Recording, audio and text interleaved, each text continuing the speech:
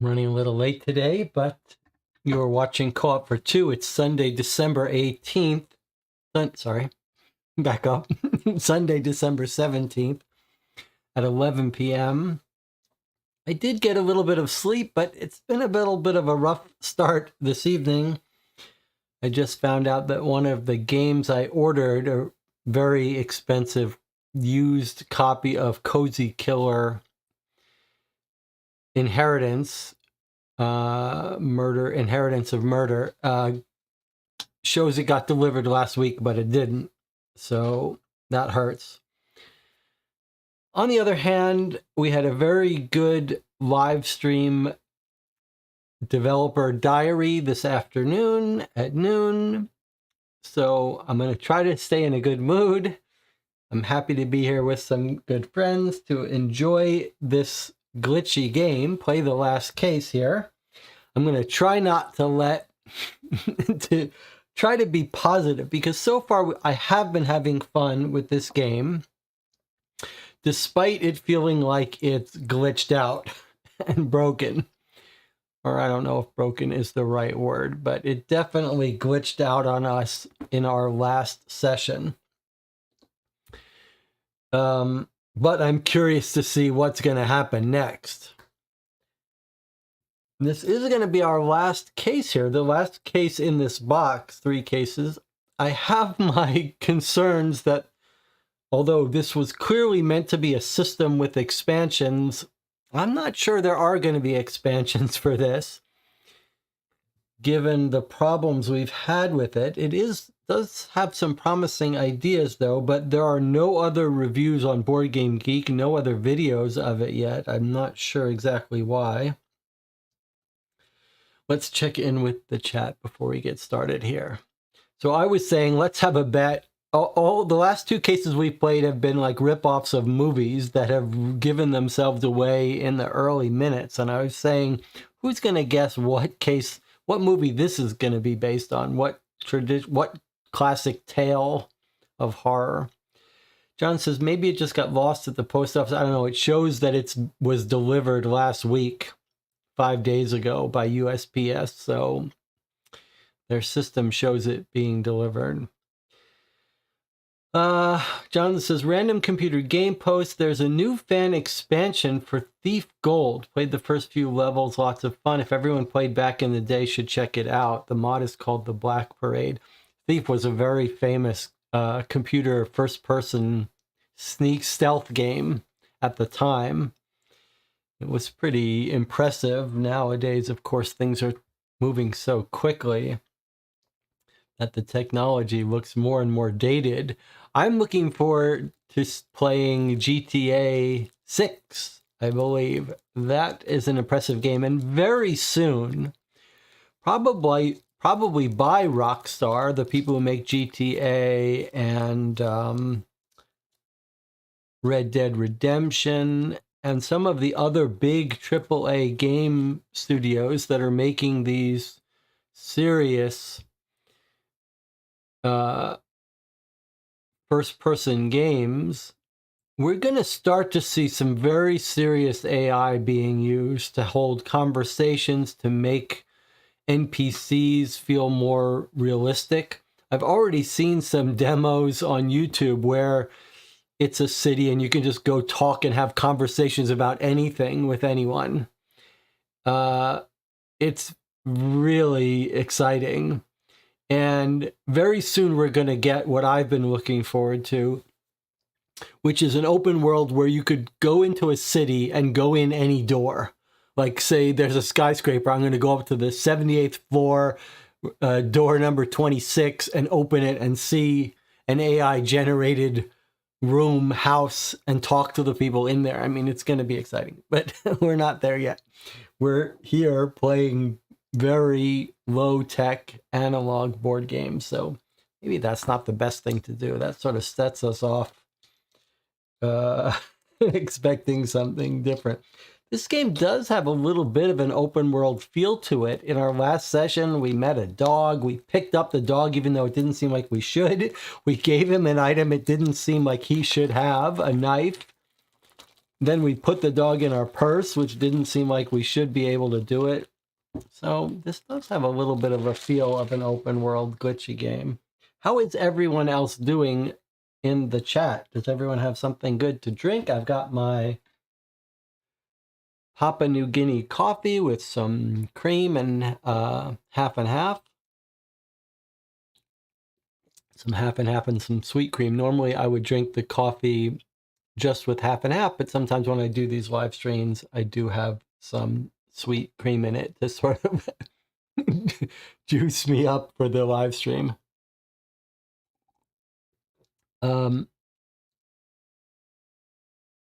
I watched Rob Oren's video today. First of all, you got to watch out what you say about Rob Oren, because someone says something bad about him. He talks about it constantly, how he's going to meet the person outside and beat them up. But Rob Oren is out of control. Every year he says he's leaving YouTube. Every year he gets convinced to keep doing it. Every other stream he's dying of health, needs the donations. And then on the odd numbered streams, he's doing so well with his job, he doesn't need any donations. He's given everything away to charities, and he's having his auctions and complaining about the prices. In one sentence, he's giving away his games. The next sentence, he's selling them. It's bizarre. Truly bizarre, but I can't stop watching it. So there you go. Jonathan says, I have a dark hot chocolate. Decided to try adding a bit of almond extract. Tastes good to me. But yeah, I'm not a fan of almonds. I don't like the almond cookies. I mean, I've eaten salted almonds. They're okay, but I wouldn't deliberately put almond flavor in a drink. Matt's having some chamomile tea. Okay, because Matt's not going to be here for too long. Let's see. YouTube says 4 viewers. So it's just us. Everyone who's talking, it's just us. Everyone else has abandoned the channel because Penny Dreadfuls is not for them. But that's okay. We're going to play it. All right, let's see what we've got here. So we're going to do the same thing we've been doing the last 2 games. You're going to be, the audience is going to be an additional player. If someone could keep track of audience votes and tally them for me. Let's see what we got. Blood on the Thames, or The Strange Case of the Torn Corpse. This one's by Irene Baggini and Tommaso Bagoli. Before we start, let me do this and then we'll read about this case. A successful journalist, a writer, investigates a heinous murder case. His intuition and knowledge, however, will lead him to discover truths so shocking that perhaps they would be better off left alone. Okay, everyone gets 11 cubes. That means we're going to be making lots of decisions. The more cubes, the more decisions and trials, it seems. 4, 5, 6, 7, 8, 9, 10, 11. And 11 for me. 6, 7, 8, 9, 10, 11. Okay. So there's 11 for me and 11 for you. Okay. And then it says, randomly shuffle 4 of the diamonds in. Only yellow tokens will be needed. That's strange. Okay, so let's get our solo and 2-player tokens out. So we've got, let's see, these are been shuffled up. So diamonds go aside. And remember that I did the rules slightly wrong on our first playthrough, not that it mattered. So for a 2-player game, we add the circle tiles, which are all white. We shuffle them all up.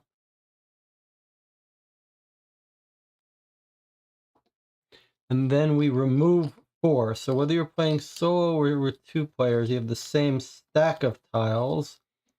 but a little more extra randomness and likelihood of getting white tiles when you play with 2 players.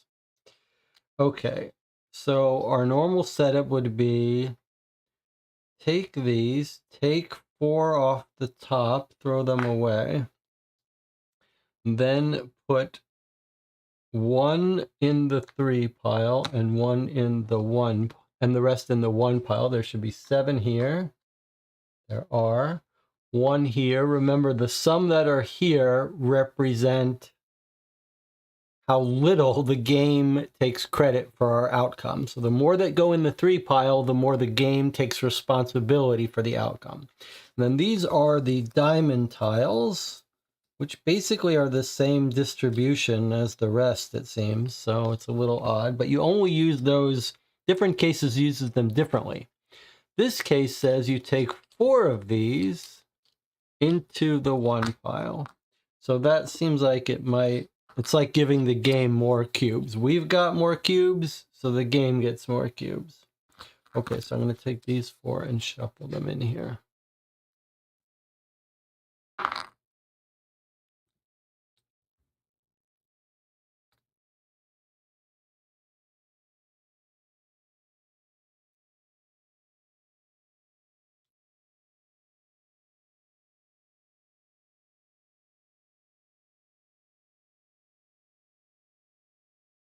Okay, there we go.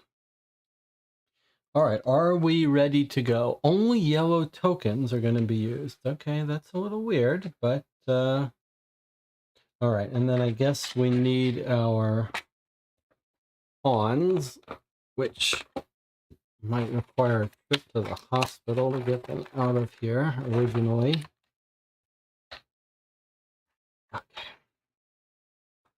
And this is another game that if you put vertically, all of these things fall out. All right, so before we start, we're going to look at the rule book and see about this case and the little interview. So first thing to read maybe is this third case. There's our introduction, 72 cards, but it's horrible. So we played an anguishing, a terrifying, and a horrible.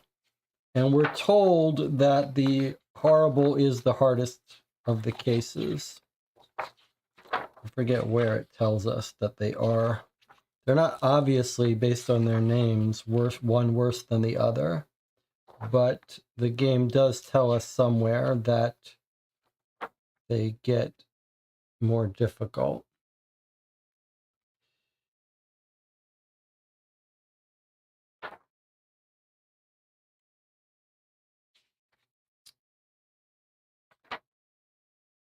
Okay, let's read about this case from these authors. Oh, here's the statement about anguishing are most accessible, terrifying are medium level. That's what we played on Friday. Horrible stories are the most challenging. Not underestimate any tale. Okay, so now we're playing a game by these two. Everything gets a title in this game. Everything gets multiple titles. Each case gets 2 titles. The series gets 2 titles. Each author gets their own title of their section. It's just insanity. It's from a different dimension. It's not regular decision making here. Okay, Irene Bagney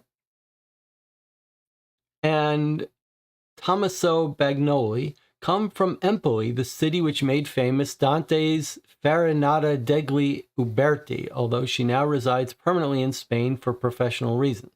Both passionate connoisseurs of 19th century fiction, they're at ease in the stories of the literature of the time, between romanticism and positivism, within which the writer's ability to reproduce reality becomes fundamental.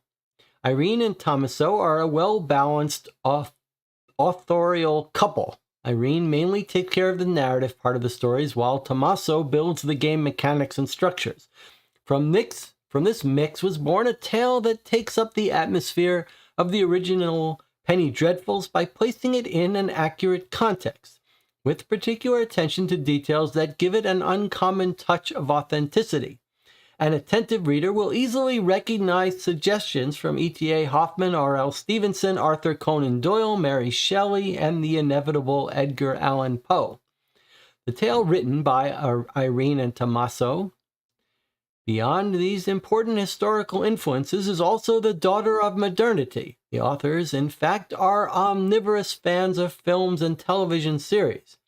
If they had to choose one name among many, they would probably tell you in unison Tim Burton.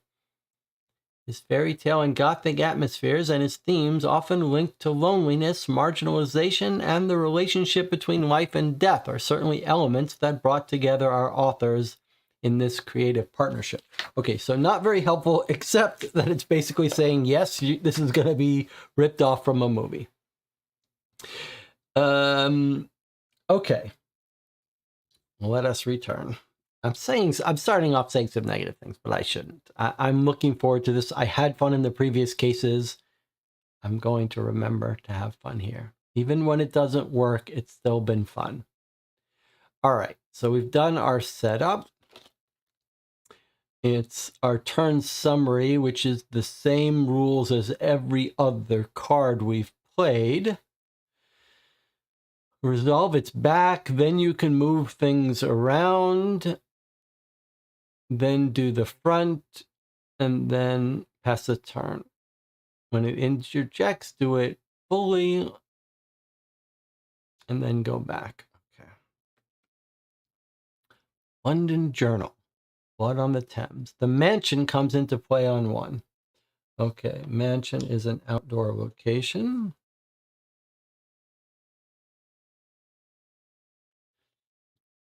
The other thing I could do with a game like this, which you see people do often, is a green screen where I put the card to read off in the corner on a green screen. I thought about that for this game. Maybe we should experiment with it at some point. I find this works a little better just because I've got my thing set up so that I can read from the side of the screen. Okay, mansion comes out on 1. And let's read. I guess we'll put these over here. Okay.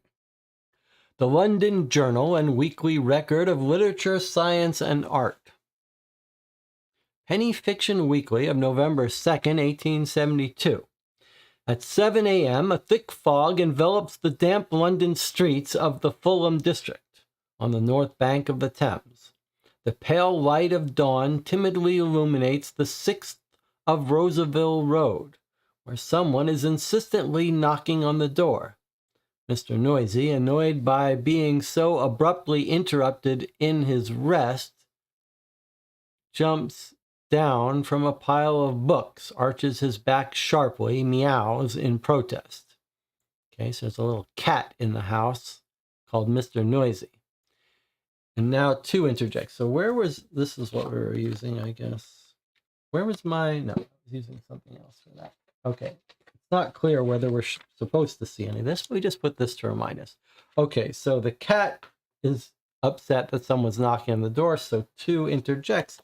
Hey, look, we got a little cat.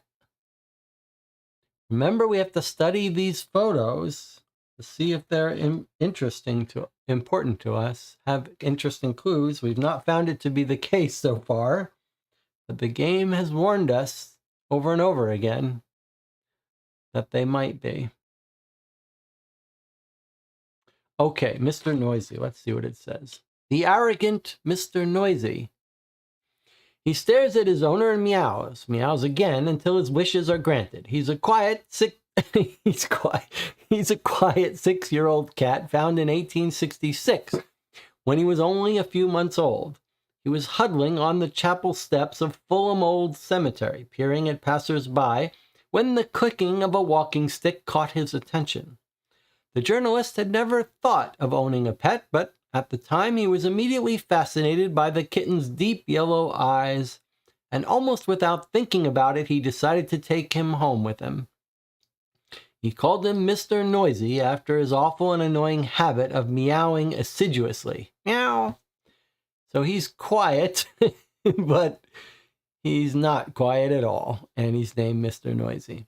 Okay, look. So now they've said the token Alpha Pentagon represents Mr. Noisy and put it in the mansion. And look what this one says. Unlike our previous case said Mr. Noisy is a token.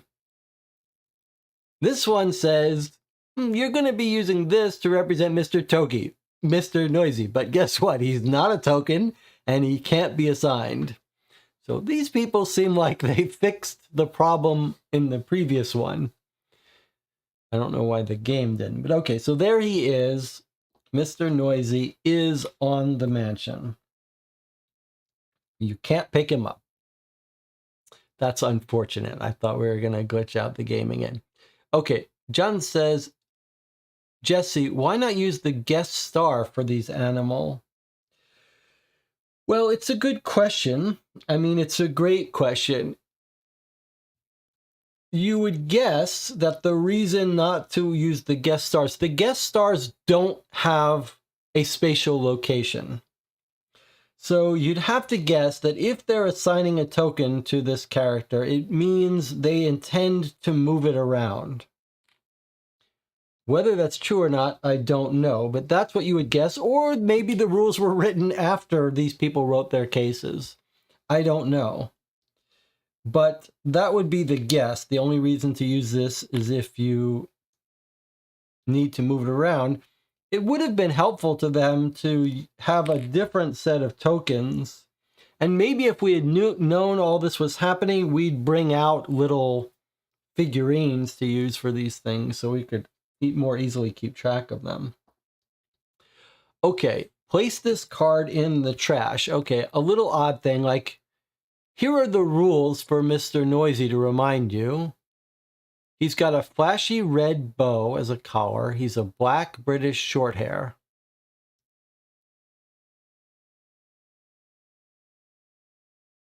So, but now it tells you, according to the rules, this has to go face down in the trash. You're not allowed to read it anymore. You're explicitly not allowed to look at this anymore. But this is the thing that tells you about this. If you forget about this, why this is in the trash and not the archive makes no sense. That should be in the archive. Maybe it does say it goes in the archive. Sorry, I'm wrong. It does say it goes in the archive. All right, I take it back. I'm too quick to criticize. This goes in the archive face up where we can read it. I apologize. I got to slow down. After our last game stream, I'm too quick to complain about this game. The guest character could be assigned if they change the rules for the case. Don't forget, there's a difference between guest star. There's the stars, the guest stars. Those both have pawns. There's the villain that has a pawn. And then there's the... Sorry, this is co-star. Stars, co-stars, guest stars are the only ones that don't have pawns. I don't know why, but that's how it is. All right, here we go. Two interjected. That was the cat. Next up. After putting on a dressing gown, a disheveled journalist opens the door and finds a shivering man in front of him, wrapped in a heavy coat wet with dew. Okay, so we look like we're the journalist, and now 3 interjects.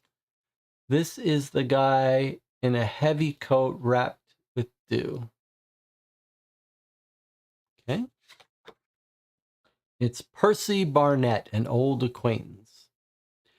His baggy eyes and dazed gaze send a shiver down your spine. Here it's written in third person. After putting on a dressing gown, a disheveled journalist opens the door. And then here, from third person, now we're back to first person. His baggy eyes and dazed gaze send a shiver down your spine. So I guess we are the journalist. Percy Barnett began collaborating at a very young age for the London Journal. first as a boy in the typography and then as an increasingly successful writer. In the magazine's most successful years, he stood out for his concise and sharp style and for his ability to write captivating stories and gritty reports. A few years ago, he returned deeply disturbed from a long journey. No one has ever managed to have him tell what happened to him, but since then he's dedicated himself to writing only bizarre stories, including Terra Incognita, Antarctica. Both colleagues and acquaintances refer to him with the nickname Wisecrack behind his back. Okay, so he is bringing in a yellow beta, and that gets dropped off in the mansion. He's dropping off a copy of the morning's London Journal. Put this card in the archive and continue with 4. Okay, so we're still not back from this interjecting. This is telling us what to do next. Now, I thought maybe actually this case says this only used the yellow tokens. Why, we don't know. But let us read what it says about yellow tokens. I don't know if we can believe it, but just for our own reminder. Yellow tokens are commonly used every life factors, considering the context of the tale, such as a newspaper, a pet, a usual condition. So apparently this case has only usual common objects. That's a strange thing to do. Okay, 4. Continue with 4. All right, is this our journalist? Yes. The star comes into play on A. Okay, so there's our star. He's coming into play at the mansion. Adjacent to the mansion, I should say. Anyone from a movie yet? Okay, let's read what it says. The eccentric Mr. Piers. Curious journalist. He's a respectable subject of Her Majesty and also an editor for the London Journal, on which he has published several stories. He has been met with unexpected success, and it keeps happening. He's refined and eccentric, with disheveled hair and a provocative gaze. He's innately curious and is always on the lookout for new ideas, drawing inspiration from gossip circulating among the city's metropolitan police force. Okay, let's see what he's got. He's got a sturdy walking stick, somewhat worn, with a metal tip. He's got scented cigars of rare origin that he loves to show off from time to time, and he's got a modest amount of cash, just in case. Okay, so much for the only yellow tokens.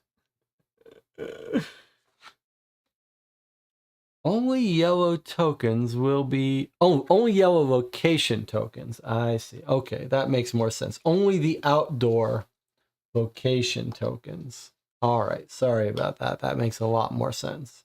So the location tokens come in outdoor and indoor, and this is saying you're only going to need the outdoor locations. Okay, well, that's helpful. All right. I've made some false accusations on this game that I've been blaming it for things that it's not its fault. So I got to slow down here. All right, a sturdy walking stick. That's a round gamma.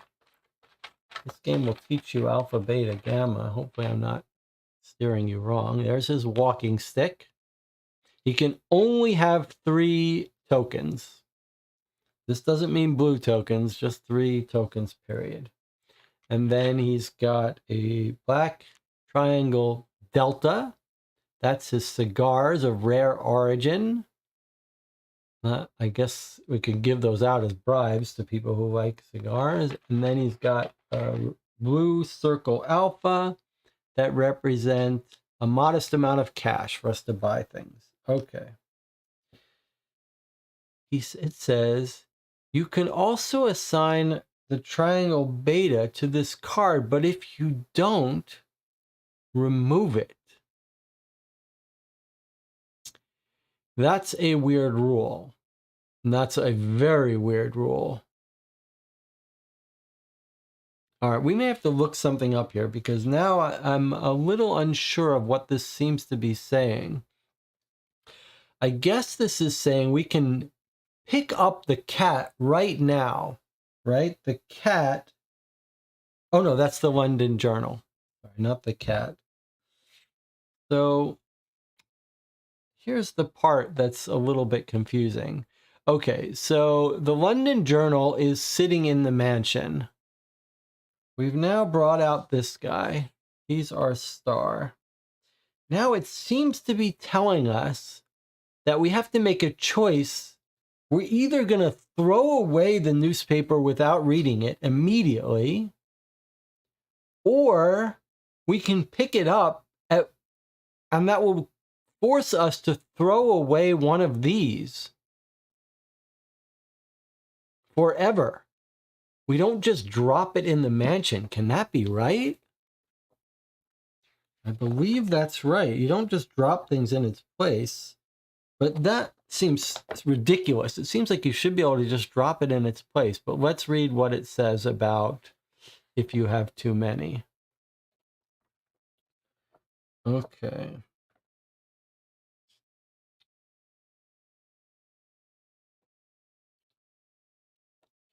All right, here we go. If the active player wants to assign a token item to a star and thereby exceed the maximum limit imposed by the tale, after the assignment, they must remove from the game one of the chits already assigned for maximum capacity. So basically, the newspaper has arrived and our guy has a choice. If he doesn't pick up the newspaper right away, it disintegrates. If he does pick it up, he has to throw his cigars out the window into the street. Or smoke one. Smoke all of them. Otherwise, he's not allowed to read his newspaper. Or he has to smash his stick and throw it in the fireplace. Or throw his cash out the window. Let's check in with what the chat wants to do. He's going to leave something at home. Matt has got a friendlier interpretation that he's about to leave the house. He's going to leave something at home. I guess we can't go back home and get it later. Jonathan says, I want to keep the walking stick as a weapon. I like that idea. The scented cigars seems like the cash will probably be more useful to us. So I think we got to leave the cigars. All right, everyone in the channel says, throw out the cigars, throw out the cigars. Here we go. We're going to throw out the cigars. All right, so we're picking up the paper and throwing out the cigars of a rare origin that he loves to show off.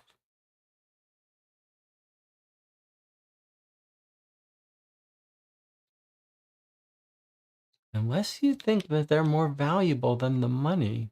No, we got to throw away the cigars. Okay, cigars are getting thrown away.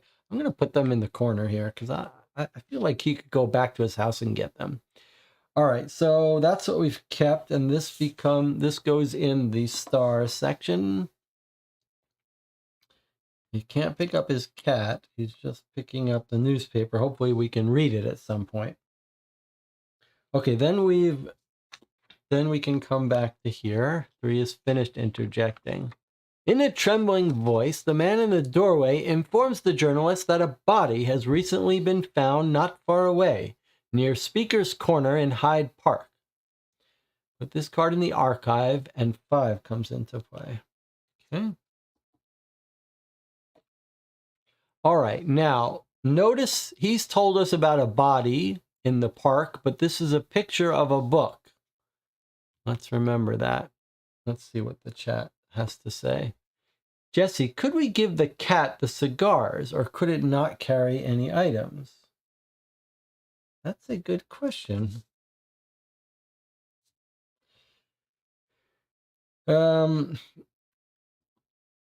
Apparently the cat cannot carry anything. It's just a cat. It's just sitting there. It can't be assigned, and it can't carry anything according to these rules. So unfortunately, we cannot give the cat the cigars. But maybe that's the best way to think of it, that the cat chewed up or peed on the cigars. So that's how they disappeared. All right, so a dead body's been found near Speaker's Corner, and for some reason we have a picture of a book. Let's find out why. Hyde Park awaits. Looks like Matt was right. We're leaving home. Quivering with curiosity, Mr. Piers greets and thanks his colleague.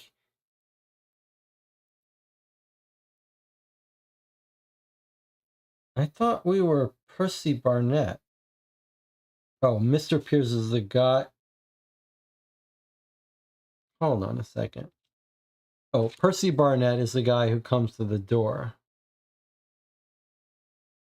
We're both writers for the London Journal. Okay. Quivering with curiosity, Mr. Pierce greets and thanks his colleague. He looks at his watch and looks for the clothes he wore the night before, including his new dark waistcoat. He's sure he's left them somewhere. Unable to find them, he opts for a clean suit with his usual light waistcoat. I need to back up and make sure I understand who's who, because I'm sort of confusing myself here. The star is the eccentric Mr. Piers. That's our star. He's a curious journalist.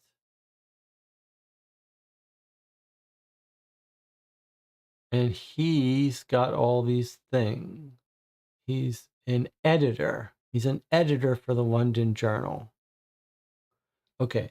The person who's knocked on the door is Percy Barnett, who's an old acquaintance.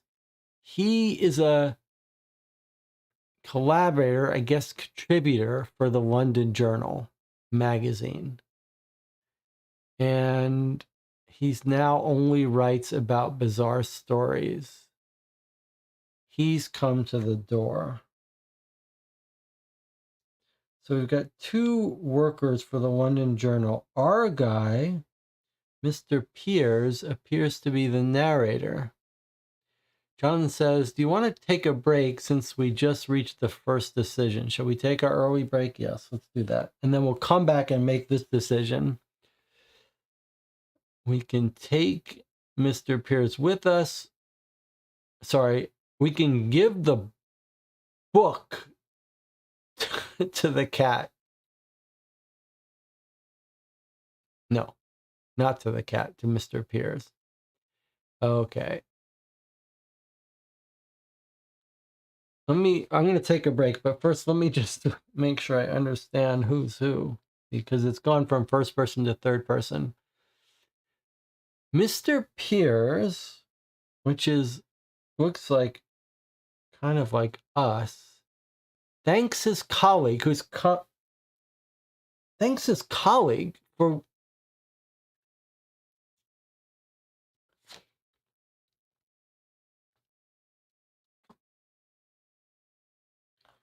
Okay. The man in the doorway informs the journalist that a body has been found. So the man in the doorway, who we're told is Percy Barnett, tells his friend about a body. And then Mr. Piers greets and thanks his colleague. He looks at his watch and now he's leaving. Okay.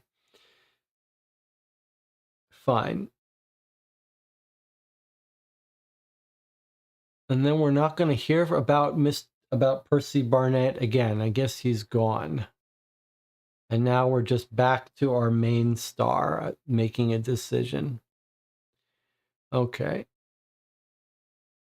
He looks at his watch, looks for his clothes. He can't find them. And now at this point, we can take this leather-covered notebook with a pen to help remind us of things, and we can carry it. If we do, we're going to have to drop... okay, so... I was going to say we missed the opportunity to read the journal, but we didn't because nothing tells us how to read the journal. All right, so we can do this and drop something else. If we do, this goes in the journal in the archive where we can access it again.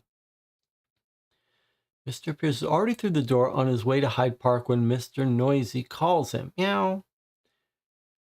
Left hand. Will Mr. Pierce stop as usual to greet his beloved cat? If we make that choice, then we do one thing. Or ignore the cat. All right, so we're going to take a break and then we'll make these two decisions. Is it possible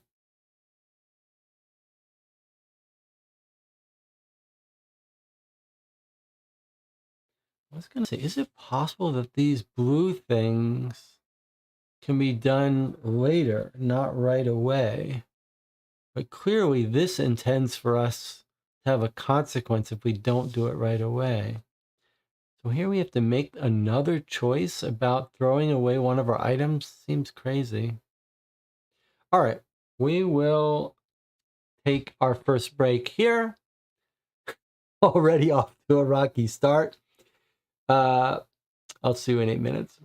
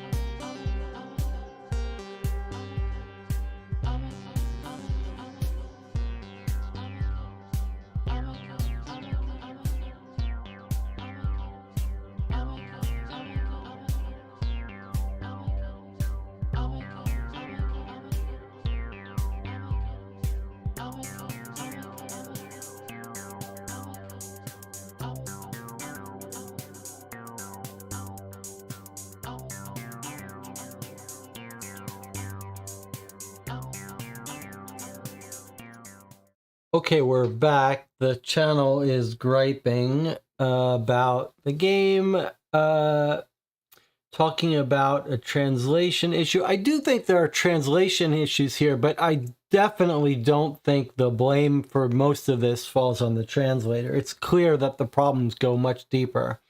All right, so I want to get on the board here and make my first prediction that that the murderer is going to be our guy. Like, he can't find his new dark waistcoat. He's left them somewhere. I think our guy is the murderer. And he's left his coat at the park where he killed someone.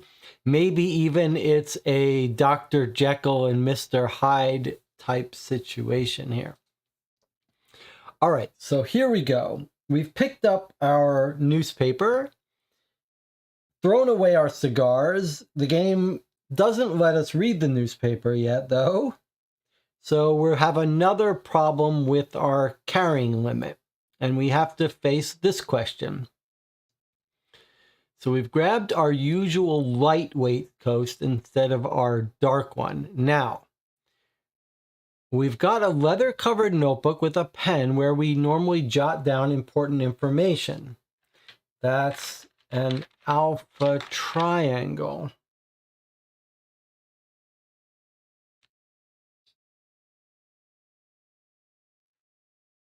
Okay, and we give it, okay, sorry, it's not clear what we should do here, but we have an option to give it to our guy.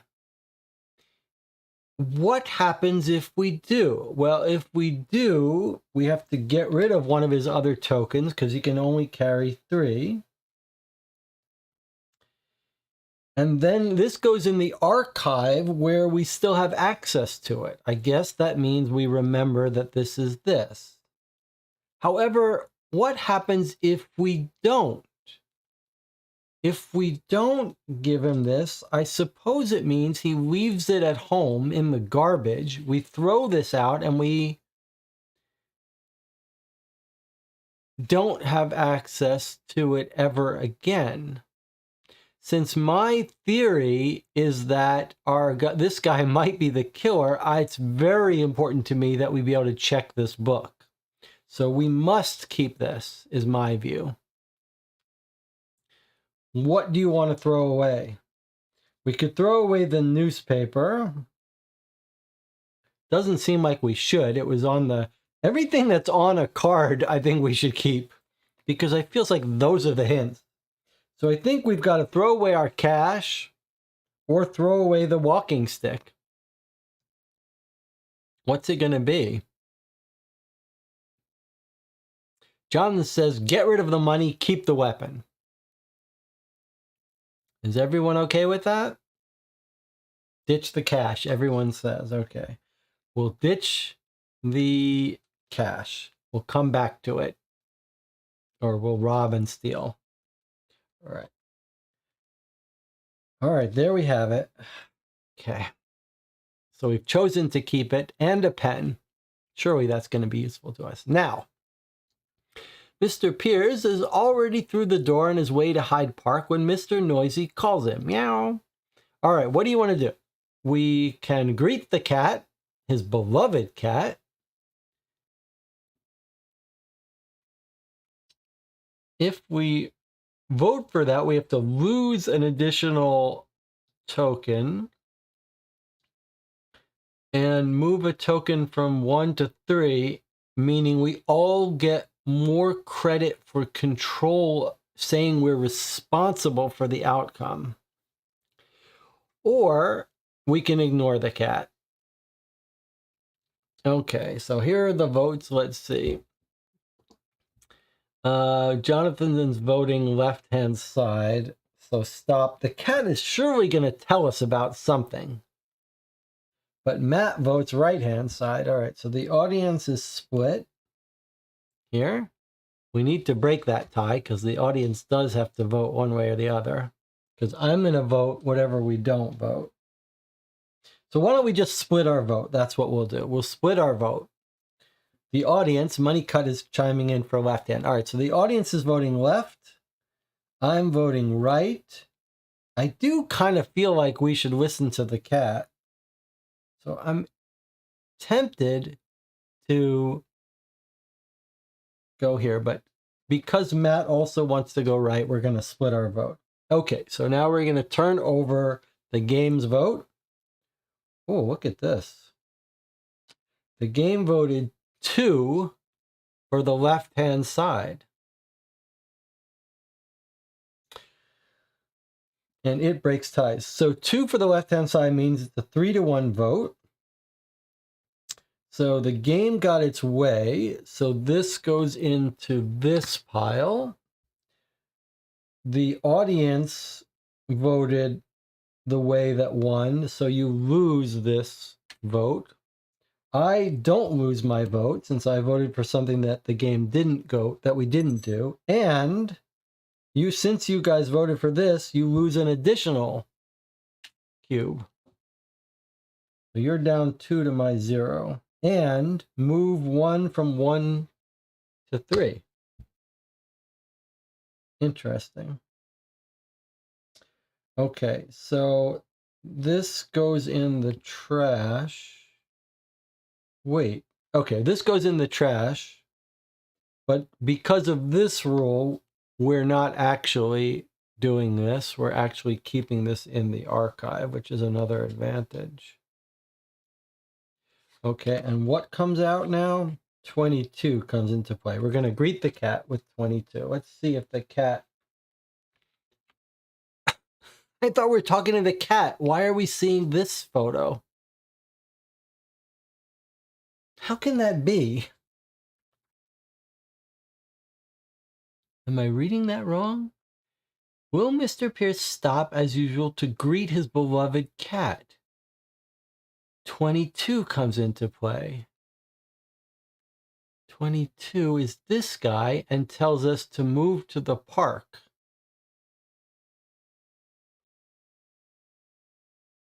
Okay, so before we talk to the cat, we're leaving. So that is the yellow pawn, right? They picked yellow and orange as the color of the star. Okay, the star goes to the park, which is B. Okay.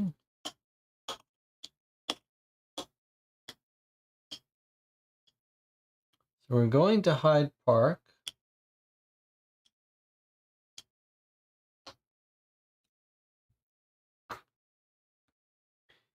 Okay, we've walked to Hyde Park. And now even though that's happened, we're actually rewinding time to talking to the cat now. But is there anything we can do with our objects? No. So there's nothing to do. There's nothing to move around. Let's see what happens with the cat.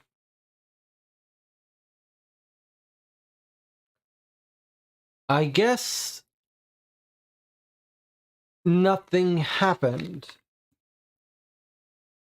There's no mention of the cat here. What does that mean? How are we supposed to interpret that? You ignore the cat and you go to 43. You greet the cat.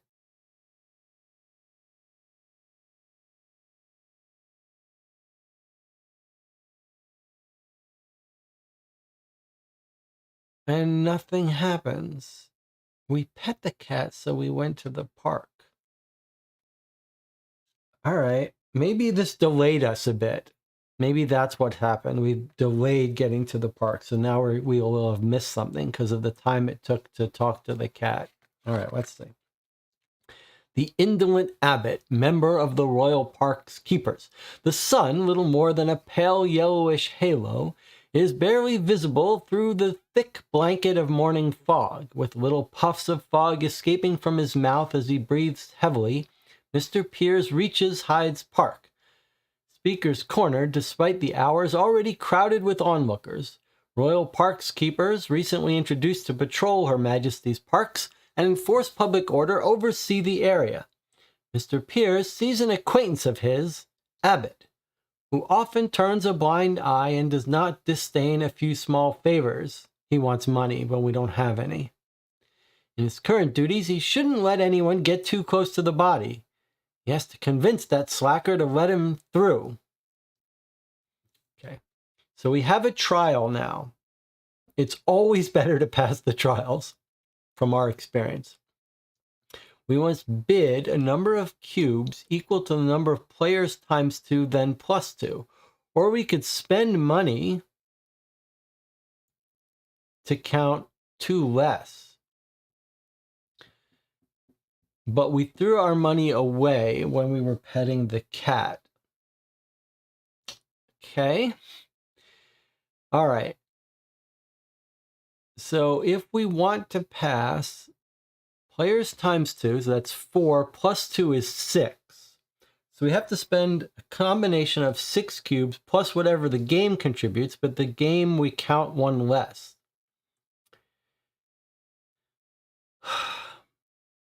I do want to see the body.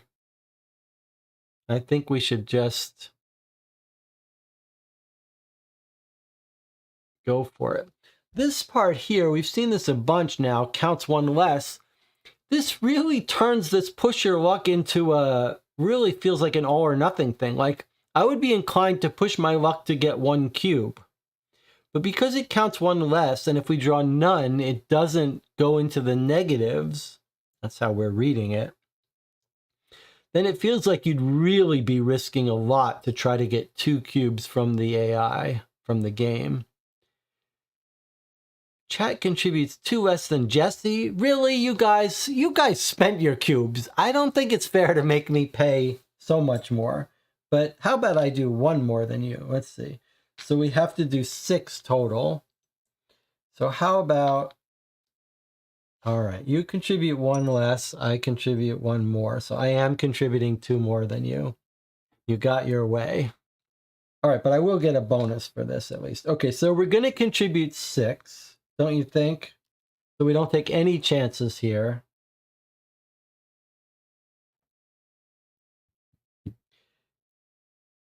And now let's see what the game contributes. Whatever this is, we subtract 1. Okay, so this says draw another tile. 1 cube and draw another tile. 1 cube, draw another tile, but you're only allowed to have 3. So he actually did contribute 2, -1. He contributed 1, so we didn't have to spend all of these. But we did. And actually, well, let's see. I contributed 4, you contributed 2, he contributed 2. So I contributed the most. So I get the circle, which is just used for helping to decide who's the most valuable player, at least. These get all spent. These go into this pile because we won the trial. Let me just make sure about that rule.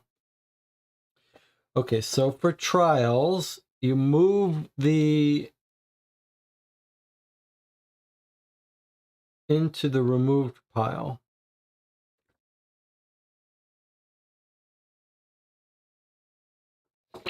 Okay.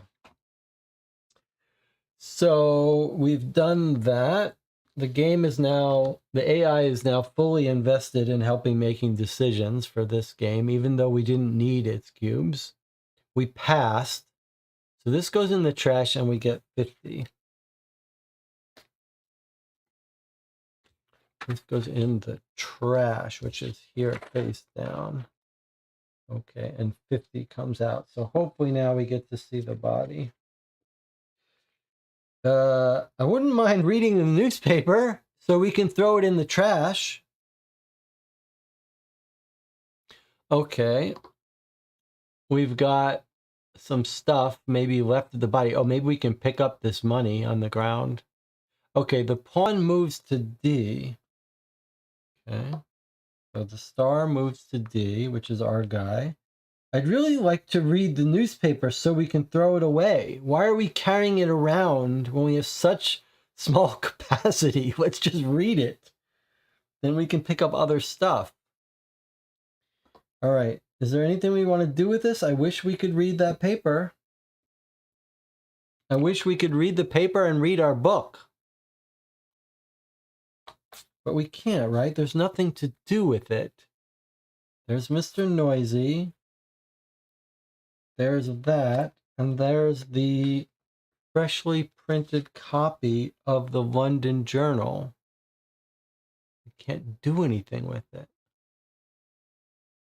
Okay. All right. Let's do this. An easy obstacle to overcome. The horror is revealed. Caretaker Abbott did not prove an insurmountable obstacle. For an ambitious journalist, it's essential to have useful knowledge and know how to leverage the weaknesses of others. Making his way among the onlookers who continue to flock, Mr. Piers is already thinking about what to write about the murder. While the words are formed in his mind and the sentences are composed, the journalist advances slowly, leaving the murmur of the crowd behind him, until he approaches the body lying on the dewy grass. Remember, the guy who knocked on our door had a dewy coat. Maybe the guy who knocked on our door is the murderer. Now that's what I think. Now I think the guy who knocked on our door, who was Percy Barnett, I think this is our murderer. Like, how else did he get dew on his jacket? All right. The rough cloth that badly covers him at the first gust of wind unexpectedly swells up to rise and with impunity reveals the horror it was trying to hide. The crowd reacts in astonishment and the keepers are alarmed. 28 interject. Okay. What are we going to see here? What is this body going to look like? All right, that's the cloth that was over his face. The mocking victim and the torn corpse. It is what remains of a naked, lifeless body cut in half, with conspicuous signs of torture scattered all over the limbs. The arms and legs are twisted in an awkward position.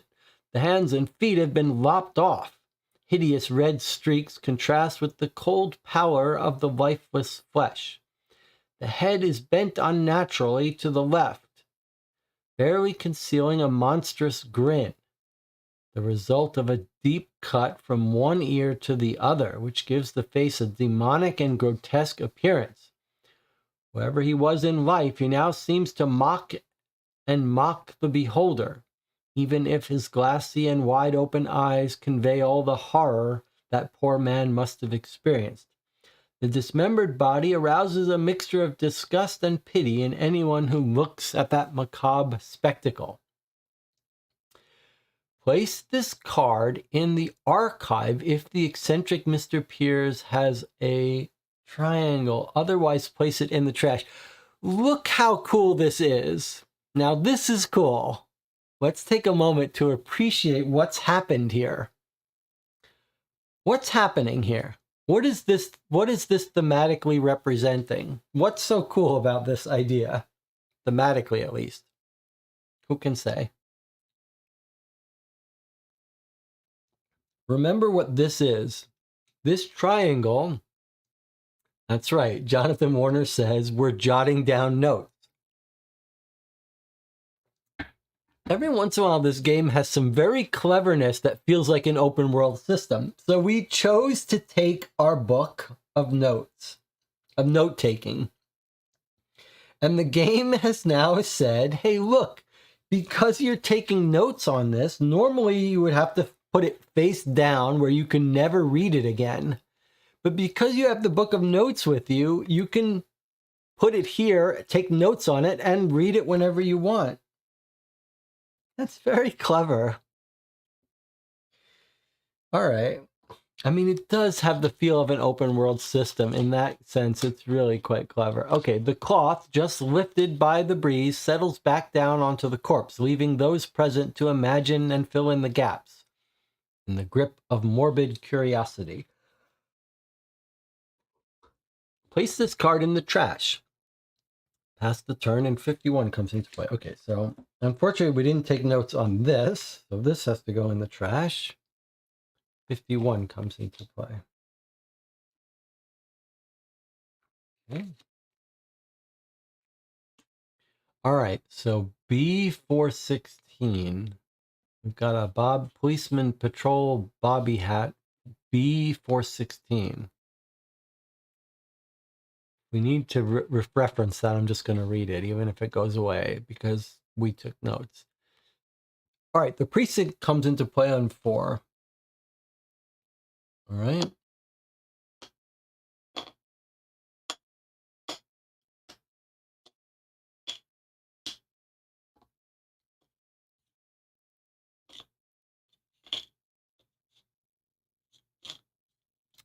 Precinct is here.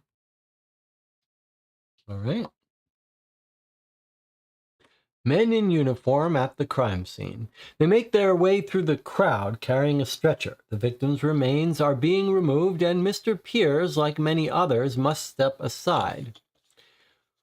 What he has already seen would be enough as inspiration for his next horror story, but eager with curiosity, the journalist decides he needs to know more and sets out to find who will take charge of the investigation.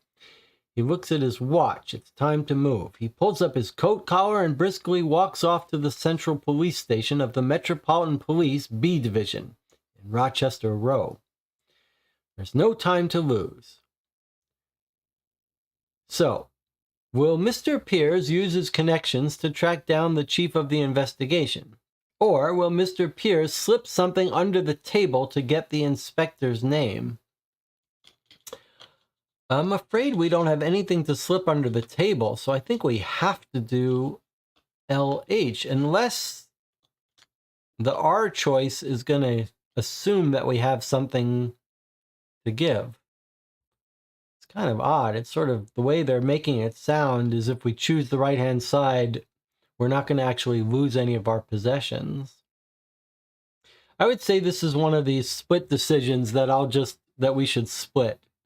Okay, Jonathan says audience, on behalf of the audience left-hand side, and I'm just going to split our vote down here so we can keep more cubes since we've spent a bunch. All right, if no one else is voting, then that's what we're going to do. Okay, let's see what the game wants to do. Okay, so the game is voting 2 for the left-hand rule. So Jonathan got his way. The game got its way. So because the game got its way, this goes into here. Jonathan's cube gets spent. My cube does not get spent. All right, we're going to use our connections to track down the chief. Throw it away and 18 comes into play.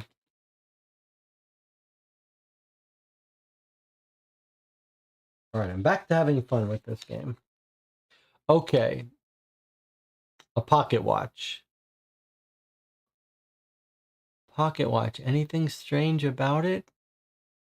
We don't even know where it's from, so it's hard to know if we should care. The pawn moves to H, okay?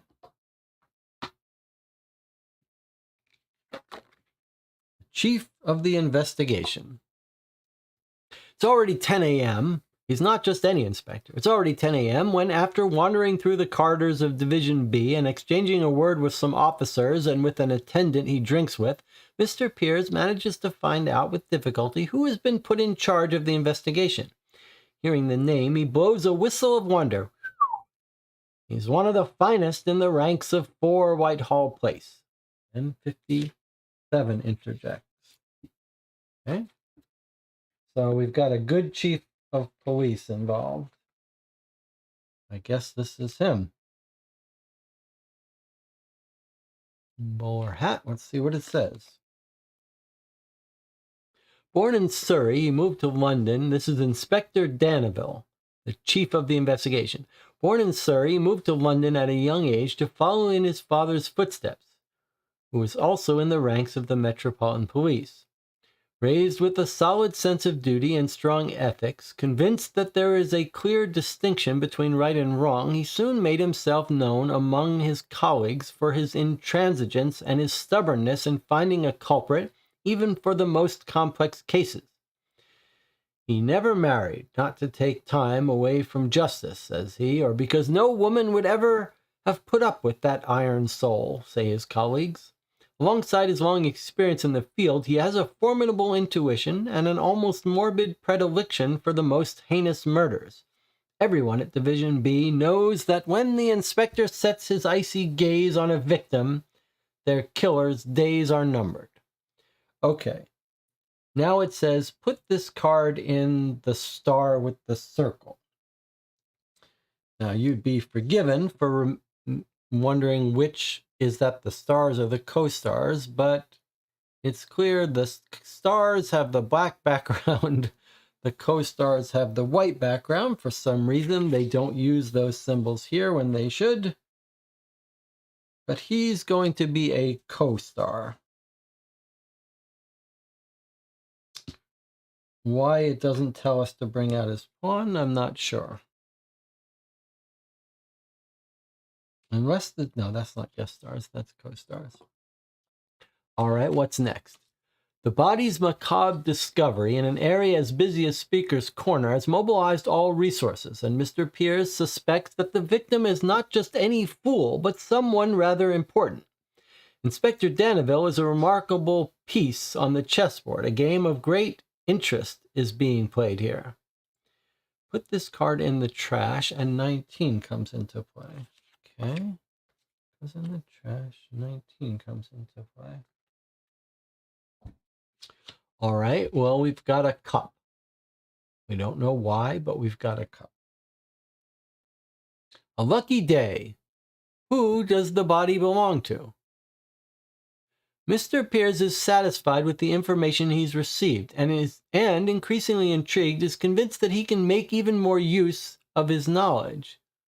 All the evenings he spent in cheap pubs instead of warm alcoves lost in soft arms can finally have a meaning. Getting the victim's name is his next move. What a wonderful horror story could come out of the macabre find of that morning.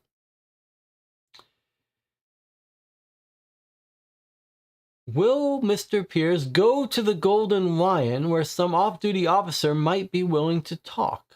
Or will Mr. Pierce speak to the Pleasant Division officer?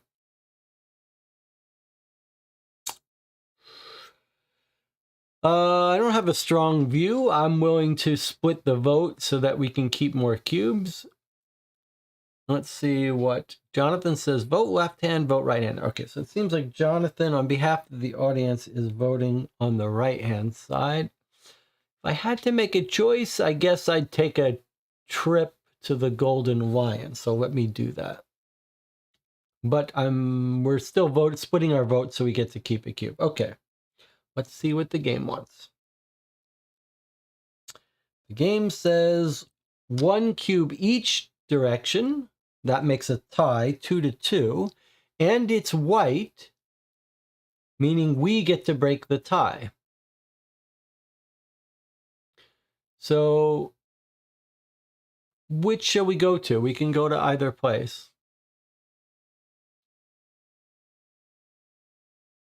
I guess I'd be inclined to go to the Golden Lion. Let's do that. So then it's also good because you guys are low in cubes. So I'm going to give you the cube because you didn't get your way, whereas my cube gets spent. The game got its way but didn't get its way, so we put this in the 2 pile, meaning it didn't get its way. Okay, and then we've chosen to go to the Golden Lion, so this goes in the trash, and 52 comes into play.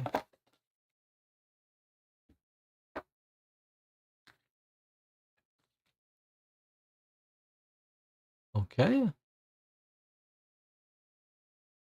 He's 3-5-3. The star pawn moves to M, and the pub comes into play. All right, so we move to M. We decided to go to the Golden Lion.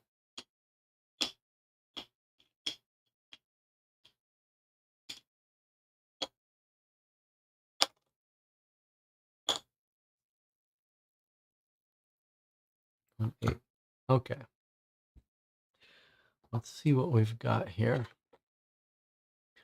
Under a persistent drizzle at the Golden Lion, Big Ben has just struck 12 noon when Mr. Pierce reaches a pub with dark fixtures, on whose door a golden sign stands out. At the bar, a young police officer is sitting in front of a pint of dark beer. Fresh out of the academy, he's not particularly brilliant. He's taken a liking to Mr. Pierce and often exchanges jokes and anecdotes with him. After the umpteenth drink, he lets himself go and reveals the identity of the corpse. That was easy. Hey, can I point out something? All right, stop for a second. Remember a debate we had after the first case? And what was our debate? One of our debates was me hypothesizing and complaining about the instruction book saying, carefully study the cards and the pictures for clues. And we had a debate. And our debate was, it really seemed like the game was doing something very strange. Instead of having clues in the pictures, like we're supposed to spot that the license plate said something and that told us the license plate, or we're supposed to spot someone in the background of a scene that's related to our case. It seemed to me like the cards might be just abstract pictures that were explicit hints about what to do. So like if the card is a picture of a glass of milk, and then in the next choice, you got a choice, do you want to drink milk or orange juice? You're supposed to pick milk because you saw a picture of milk recently. And Rob in the channel was saying, I don't think that's true. Jonathan and I were sort of leaning in that direction. Well, this is what I want to show you.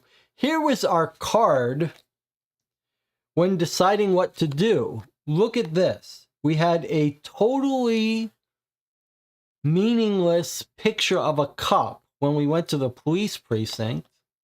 And then we had two choices. Is that what's happening in this entire game? That every time we pick up a clock, we pick up a card, we look at the totally arbitrary picture, this tells us what to do? Was this our clue to go to the pub for a drink? That really feels wrong, but that feels like what's happening. What do you think, Jonathan? Like, that cup isn't mentioned in any of the text.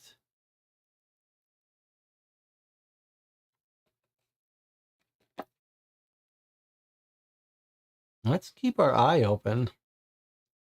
All right, so we go to the pub. He's had a drink, and he reveals the identity of the corpse. 53 interject. Okay. So here's our picture of the corpse. This time the picture is relevant to what we're seeing. Okay, let's see if this gives us the identity. The ambitious Brooker, the victim. Everyone in Fulham knows the happy fortunes of Brooker and Zest, historic glass-blowing company founded in the 30s in the southwestern part of the neighborhood by an enterprising young Brooker.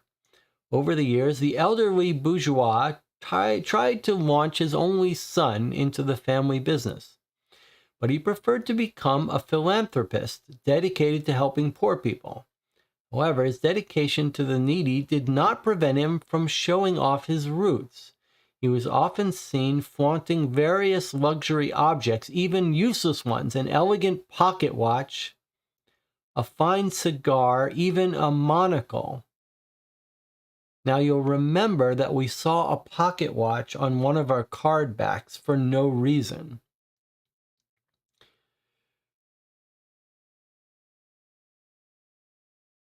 Okay, now it tells us that on Percy Barnett's card, now where is our Percy Barnett? He's in our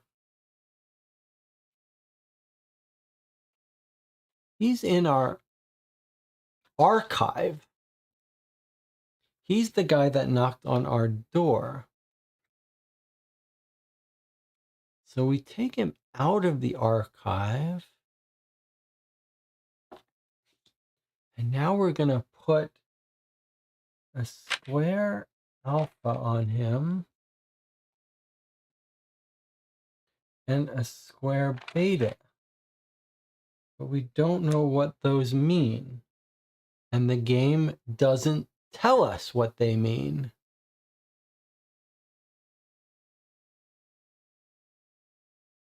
Then it says put it in the archive if we have our notebook, which we do. So we can access this when we want. These tokens are on this guy's card and we have no idea what they mean. But they're square and blue. If we read what the rules say that blue are finite factors, a bottle of brandy, seeing a wild animal, and restful sleep. And squares mean bulky elements or elements that require demanding management. Okay? Okay. Somehow having the drink, which told us about the victim, caused things to be on Percy Barnett's card. Insane. Okay, let's continue.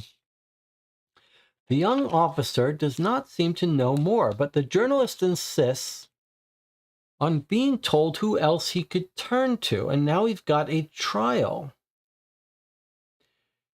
To pass the trial, we must bid a number of cubes equal to the number of players plus 3. But if we remove the black thing. If we give him the cigars, if we give someone the cigars, it would be cheaper, but we've gotten rid of our cigars. So we need to spend 5 cubes to pass this. And if we spend the cigar, we'd only need 4 cubes. We don't have that many cubes.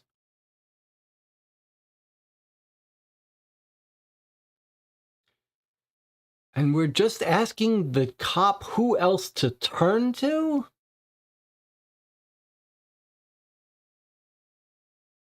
This guy is a rookie. He doesn't know anything. We're insisting that he tells us. I think we should fail this one. I think we should intentionally fail this. He doesn't know more. We're insisting on it. Everything we've seen in this game suggests that we want to pass every test, but I think we should intentionally fail this. I think we should try it. If there's ever been a time to purposely fail, it's this drunk rookie cop who's got no information. Why are we trying to force him to cough it up? DJ Moneycut says, if we fail this, we're going to die. All right, I'm calling, who's with me? We're not going to pay anything for this guy. We're not going to insist he tells us more general information, who we should turn to. No, he doesn't know who we should turn to. He doesn't know who we should turn to. I'm not going to pay him off. The young officer does not seem to know more, but the journalist insists on being told who else he should turn to. All right, let's see if the bot is going to contribute. So let's see. The most the bot could contribute is 3. So if we wanted to have a chance, we would have to contribute one of each of ours, and then maybe we'd succeed. Okay, let's do it. So we're going to go with Jonathan's suggestion. We're each going to cough up one. We're probably going to lose these and lose. We have to get a total of 5. So we're only going to succeed if we get 3 cubes from the game, which is the most it can add. So here we go. That's what we're going to do. Let's try it. All right. First thing from the game is this. That means we're automatically going to lose this because the most he can contribute is 3 tiles. Here are the 3 tiles. We have to stop. The game contributed 1. We contributed 1. And it was a white first, so we get to break the tie. We failed. But we do get to decide who receives the circle. So I'm going to give you guys the circle. We take these. We've failed the challenge, which means that these go in the 2 pile, I believe, meaning the game is less to blame. Let me just remind myself about that.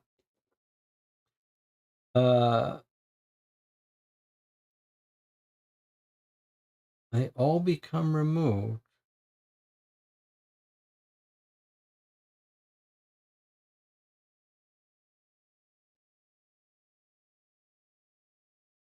It's not a check, it's a trial. So no matter what, these go into the 3 pile.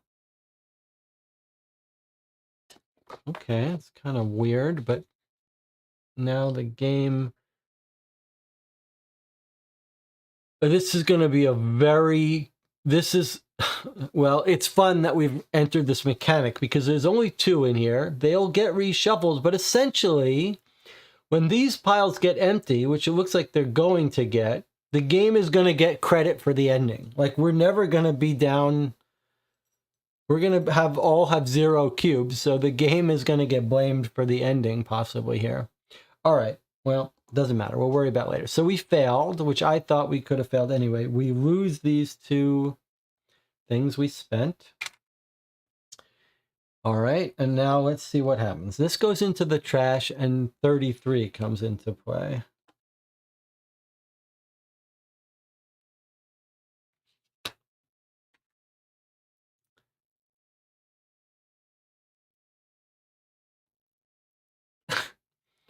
The pawn moves to R, and the pub comes into play or moves on 9.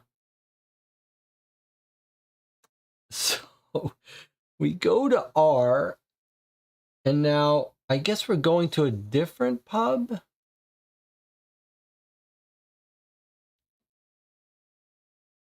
And there's a flagon of beer here. Let's see what happens. Failed attempt. The questions left unanswered.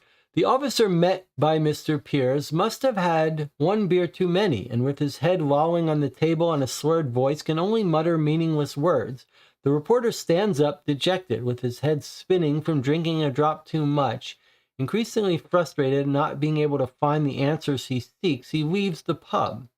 A gust of humid, crisp air hits him while in the doorway. He's buttoning up his coat to protect himself from the cold. So now we have a choice. We can either walk aimlessly or ask a confidant for help.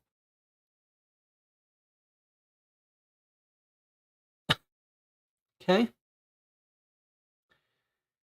I mean, feels like walking aimlessly is not the smartest thing to do. But do we want to spend 2 cubes just to go here? I guess we do. We're both going to vote here. It feels like we need help. We can't risk walking aimlessly. All right, so we're going to turn over the game's vote. The game votes 1 and 1. So we could have saved ourselves some effort by splitting our vote, but we didn't. So it's not a tie. This choice won, which means both of our cubes get spent. The game didn't get what it wanted, so this goes here. But we asked a confidant for help.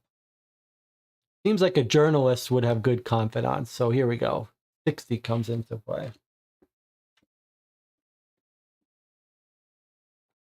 We still have not read our newspaper.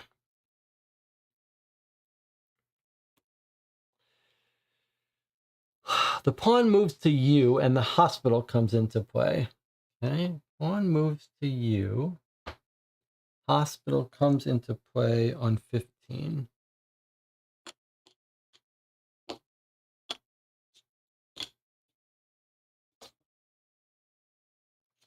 Hospital on 15. All right. And here we have a little sitting lounge, if that's going to be a clue to us. Maybe we're going to a psychoanalyst. Seeking help, shocking revelations. Thoughtful about recent events, at 3:30 p.m., Mr. Piers crosses a long corridor and enters a studio with faded walls at 17 Milton Street, Finsbury. Seated in an armchair behind a desk cluttered with various bizarre objects, a calm man kindly invites him to lie down on an empty couch. Then 58 interjects. Okay, let's see who we're going to meet here. I'm very curious. This gentleman. Who is he? Let's find out. The ineffable Prestcote, the famous hypnotist. He's a guest star. He made a name for himself when he helped Justice solve a case of poisoning, putting the victim's brother into hypnosis with the help of controversial mirrors and obtaining shocking revelations. Despite a penetrating gaze and an extravagant appearance, he manages to put at ease anyone who comes to him to try to appease their soul, tormented by ghosts and neuroses. His affectionate patients call him the time sleeper for his ability to put them into hypnosis with the simplest swing of a clock. When he faces Mr. Piers, he looks thoughtfully at the objects on the desk, thinking about which one might be right for him. Different results require different methods. Put him in the guest starred, and then you can choose what to assign him. Either an ingenious wooden mechanism with mirrors that attracts larks, or a watch without hands that emits a loud metallic ticking. Let's look at our archive again. So the clock isn't here. It's in the trash. But we did see a picture of a clock. So my original theory was that we are the murderers. So if we're the murderer, or the person who knocked on our door is the murderer, you can see why having him hypnotize us could be how we unlock the secret to this case. John says, we saw watch art earlier. I agree. But then this did say mirrors. He helps solve a dark case. He's a hypnotist, so that's all he does. With the help of controversial mirrors. What are controversial mirrors? But we did see a clock.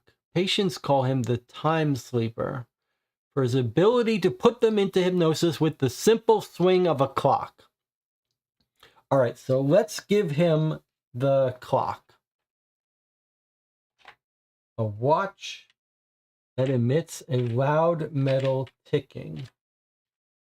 Okay, so we've chosen to give him the watch, and we're putting him in the guest star location. Note, however, we can't use it. It feels like all these items are getting given to people. What, are we going to use them at the end of the case? Or maybe we're going to hear how to use it now.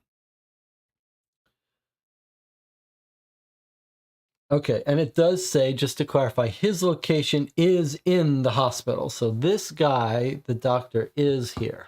Okay, let's continue with our card now. The man speaks in a soft voice, and Mr. Pierce slowly falls into a trance. He begins to rave about a black cat and a diabolical pact. Upon hearing all this, the hypnotist's face turns pale. You can't lie under hypnosis. He shakes Mr. Pierce awake and tells him what he has heard, his voice trembling. Will, left-hand choice, Mr. Pierce flee, distressed and horrified with himself, or will Mr. Pierce walk away, plagued by guilt and self-doubt? It does seem like we are the killer. These two choices feel pretty similar. One is we run away, horrified with ourselves, and the other one is we walk away, plagued by guilt. They feel the same. One is he's walking away, one is he running away. Oh. And it's not telling us what we said.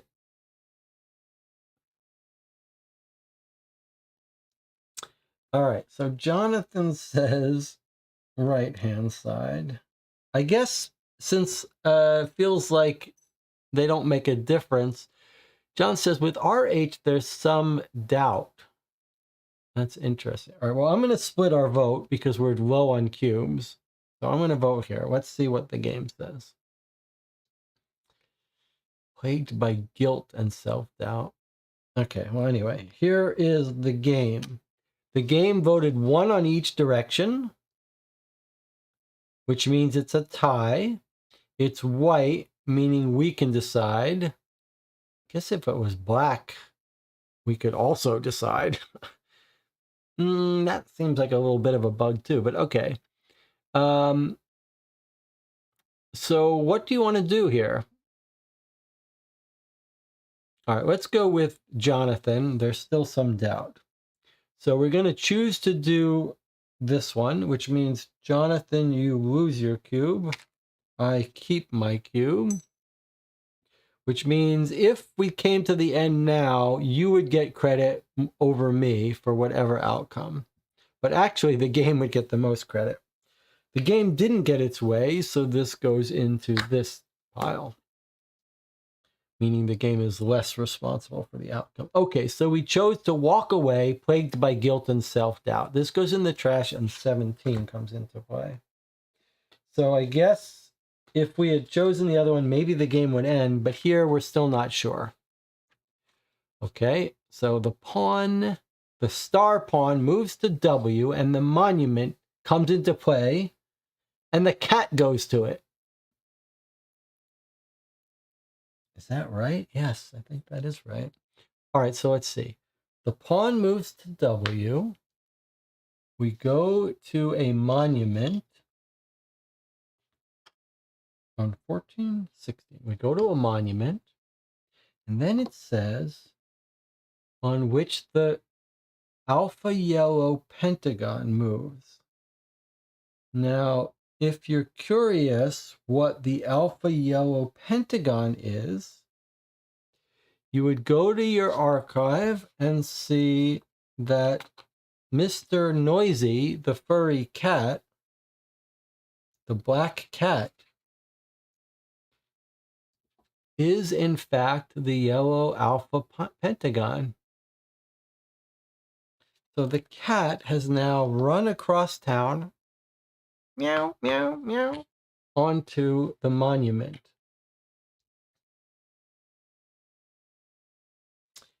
And on the back of our card are some old-fashioned shackles, handcuffs, when one side is open. Okay, let's see what it says. Maybe it's time for a break. Okay, we're going to take a break. I'll see you in 8 minutes, and we'll see what that cat is up to.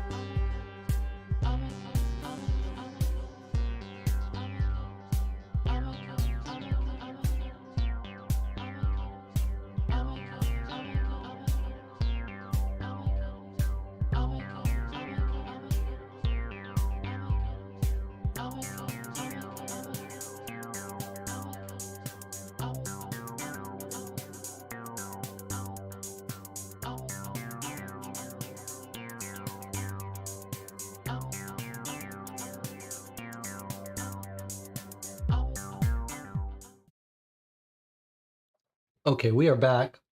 We are playing Penny Dreadfuls of Victorian London. We're playing the third of 3 full cases. This one's called Blood on the Thames, or The Strange Case of the Torn Corpse. We found a corpse that's been completely brutalized. We think we may have done it. We've just been hypnotized. I'm going to say something that's going to sound insane. I really think I love this game. I know that sounds totally insane, but I feel like we are in another universe. Like this was an AI made glitched out game. Like it doesn't make sense. Like it's like the cards got mixed up. Like we're carrying around a newspaper, we can't use it. All of the weird rules. Most of the rules we've seen for every case we've played have had no real. Most of the tokens you don't use, you can't use. This card brought out tokens on a card. It didn't make any sense. It's so bizarre. It is so strange.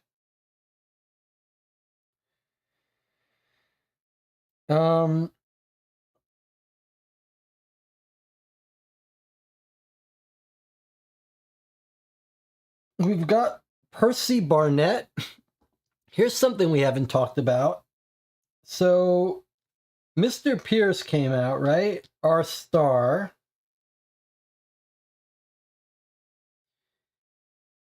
He came out. He's the yellow pawn. He's been moving around. This guy, Percy, who knocked on the door. And then this says, put him in the archive. He doesn't actually exist anywhere. He's not at the mansion. He's in a limbo. And we've just added 2 tokens to him for reasons we don't understand for an event that seemed to have nothing to do with him. The hypnotist came out. He's a guest star, so he lives at the hospital, but he doesn't get a pawn. The cat has just run to the monument across town, in a different town, in fact. The chief inspector came out as a co-star, but actually this didn't tell us to put it anywhere. So he's just sort of off scene. It's totally insane. But I think I love how crazy, how glitched it is. And this really, really, from a design perspective, really makes me interested in making a sort of open world game where tokens can be traded and moved and used, and then put that into ChatGPT and let it come up with some insane story that you can't make work, but mechanically you can do things. It's just so fascinating to me. Okay, let's read this card here. It's the handcuffs. We chose whether he keeps the mirrors or the watch, and then it didn't mention them again. But the hypnotist has got this thing. We can't trade. We can't trade with Percy Barnett because he doesn't actually exist anywhere, even though he's got tokens on his card. All right, so there's nothing we can do. We have no actions we can take. We can't read our newspaper that we've been carrying the whole game. We got a walking stick, but there's nothing we can do with it.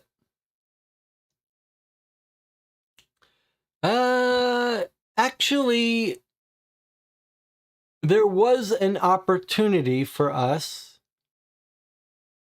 to... Well, if we were... No, we can't give items to the guest stars. It doesn't say anything about what he can carry, so we couldn't have dumped him off. We could have given stuff to the police chief if his pawn was anywhere. But I don't believe we were ever told to put it anywhere. Okay, so we have no options to do. We're just going to read this card. Okay. In the small garden, not far from the study, and it's a check. Gasping, Mr. Pierce looks around. It's dark, even if it's not even 5 p.m. He reached the East Church Garden, a small, uncultivated garden. He knows it well, that picturesque place, and now in ruins.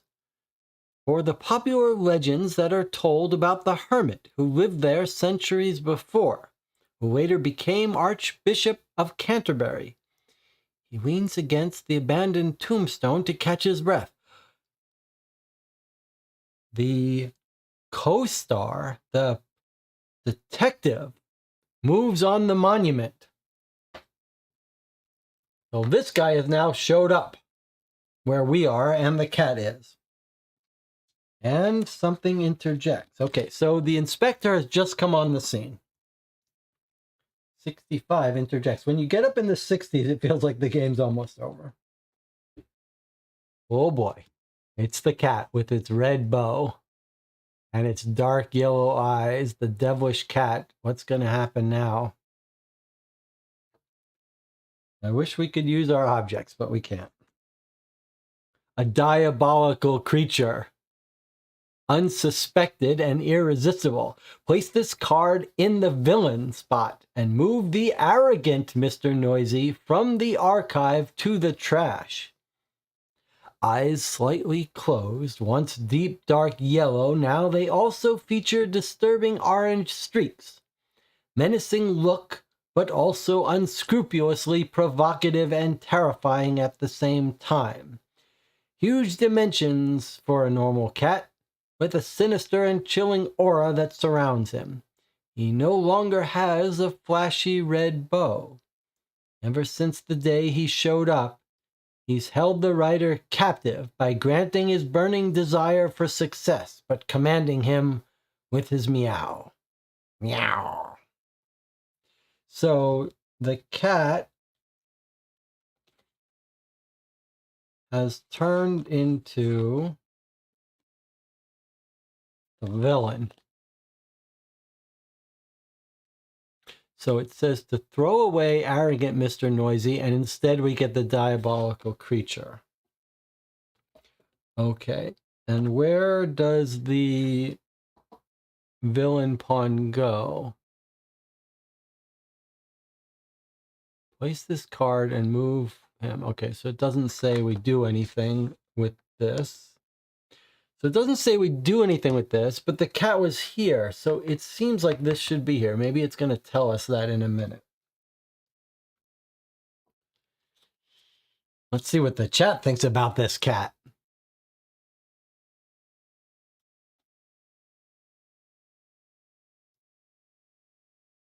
All right. Jonathan thinks that the people who wrote this game might not like that I keep saying it feels like it's made by AI. Meow. Mr. Noisy is unrecognizable. What is he doing in this abandoned place so far from home? And the inspector there too. He watches as he takes out the handcuffs with a quick gesture. So I guess I'm just going to move this here. It feels like the game oversight in not bringing this out. Okay, so we've got a check. This says we have to remove the gamma red circle from a star. That was the sturdy walking stick that we preserved this whole game due to Jonathan insisting we keep it as a weapon. We did keep it.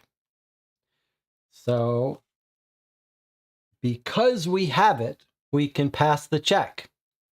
If we didn't have it, bad things would happen. All right, so we're going to take the walking stick. We're going to throw it away. What are we doing with it? We don't know. We could turn this card and it could say you hit the inspector. We don't know. We're not told how we're going to use it. But we know we want to pass. So we've done this. This goes in the trash and 6 comes into play. I guess we're going to hit that cat. Here's 6, the walking stick. An absurd situation. Stuck in the garden. Mr. Piers has to get out of that absurd situation. But how? The inspector is blocking the garden gate. Desperate, the journalist lashes out at him. who, despite the surprise, staggers but manages not to lose his balance, and indeed lands a painful punch in the ribs of Mr. Pierce, who doubles over breathless. Danville is about to hit him again, so I guess we've attacked the inspector. I thought we were attacking the cat. No, we're attacking the inspector. Danville's about to hit him again when he suddenly ends up on the ground, bitten by Mr. Noisy on his leg. Man and cat roll for a few meters, and when the inspector tries to get up, Mr. Noisy sinks his sharp teeth into his neck, biting several times. Gripped by a perverse fury, blood gushes profusely, spreading into an ever larger pool on the ground. The inspector, jerking, emits a last gasp before inspiring. Meow. Mr. Noisy, half closing his evil orange eyes, licks his whiskers with satisfaction. Meow. So the cat got big and evil and ate the inspector. Bit him, killed him. Continue with 7. Okay, doesn't say whether we should put this in the trash. I guess we just write about it in our notebook. Okay, here's 7. Bottom of Thames. With a touch of pride. Penny Fiction Week of November 2nd, 1872. Mr. Pierce recoils, blood smeared and shaking. He stares at Inspector Danville's lifeless body. He can hardly believe the scene he has just witnessed and looks around, bewildered. But he can no longer see the frightening black cat. A strong and sudden gust of wind makes a lively red ribbon fly away lightly. The end. In the dim light of his study, a satisfied Percy Barnett sips a glass of expertly aged port, which he saves for great occasions. His Blood on the Thames is a greater success than his previous 5, so much so that at the London Journal no one dares calling him Wisecrack anymore. And the inspector's sudden death was a real masterstroke. Sure, he had good help, but it was part of the pact. Curled up on the writer's lap, a handsome black cat half closes his eyes, lazily scratches his neck with a paw, almost annoyed by his bowed collar, and then goes back to dozing, purring noisily. Continue with 69.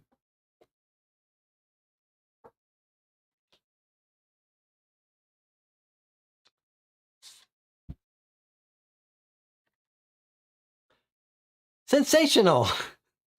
Congratulations! This is one of the best epilogues you can reach in this sensational tale. The challenge is won. Now is the time to determine who contributed the most to achieving this result. First of all, whoever has collected circles during the game must eliminate 1 cube from those they kept. Okay? So we both had cubes, so we cash in our cubes and remove these, which we want to do because we want to get credit for a positive outcome. Now the audience has contributed to... the audience has 2 left, I have 3 left, and the game has 2 left. So it's a tie between the game getting credit for this outcome, being most valuable player, or the audience getting most valuable player. And when there's a tie, I believe it's broken by who gathered the most discs. So let's see.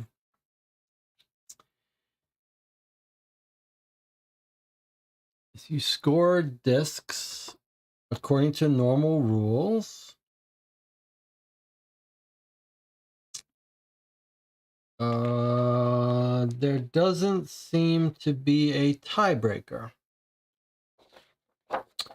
There's no tiebreaker here. Let's see if there's a tiebreaker in the non-special rules.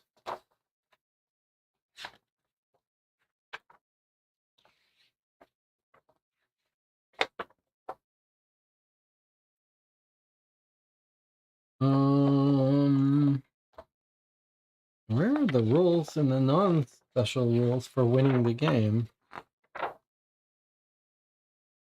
Okay, let's see. So we got a positive outcome. Any ties are resolved in favor of who has the most discs. If the tie persists, the players share the victory. So, in this case, Jonathan, the audience, won. Even though it's not specified in this section of the rules, it's clear that that's how you break ties, by whoever collected the most discs. So the audience won. That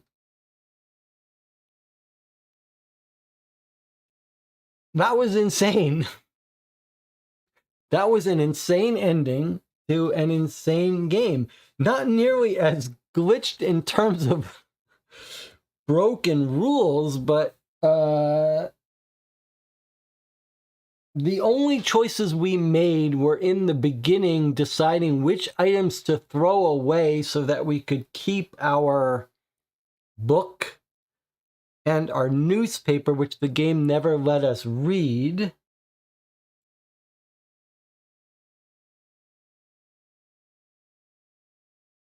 Then the cat was the bad guy, and somehow it asked us to choose. We used our stick. We thought we were using it on the cat. Instead, we hit the detective with it. Then the cat killed the detective. Then what happened? Then the tail picked up with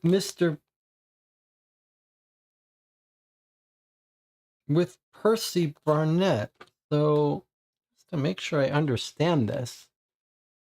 So, this happened, and then it's the end, and then we're sort of, the camera fades out, and we realize that we were a story that this guy was writing. And maybe we just needed to, maybe the reason it's a positive outcome is because we've told a ridiculous tale. Is that it? I think that's what it is. John says, you want to try another quick run, Jesse? Yes, I'll absolutely try another quick one. But I think, now that I think about how we interpret this, is it's a positive outcome because it's a crazy, sensational, penny dreadful that we've been in the middle of. That's the only thing that's important. It isn't important that we solve it. It is important that we win, because we are a fictional character in this guy's story. And the fact that he's told a funny, crazy story is what makes this a positive ending. That's how I'm interpreting this. Not that it was difficult, not that we've got a solved good ending, but just that the case was sensational.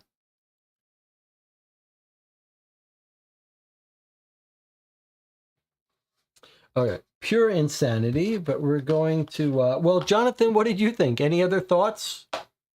I do think, let's try it again. Let's play the case again and make different choices and see what craziness happens next.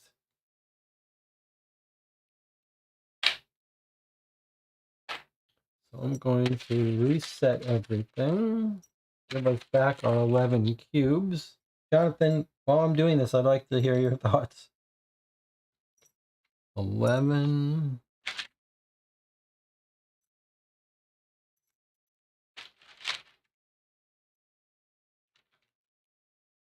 And 11. 11, okay. It's a bit of a pain to reset these cards.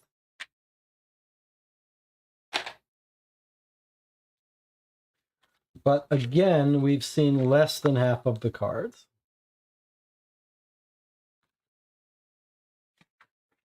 If I'm right that this was a fictional tale that we were in the middle of, then there's no logic. Like, the cat was the devil in this story, but the cat isn't necessarily objectively a demon cat. Our choices might affect what story we get. And in that sense, this might be the most functional tale, because there may be no ground truth. It just may be that your choices create a different story. This didn't feel like a mystery to solve. This felt more like we were creating a case on the fly, an absurdist case, and that anything is possible, and we're just choosing how to unfold the case.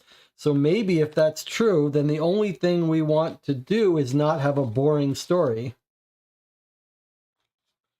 So just try to do things. If that theory is right, that there is no ground truth to this story, no mystery to work out, then our objective should be simply to create a sensational tale with our decisions. So let's make crazy, outlandish decisions.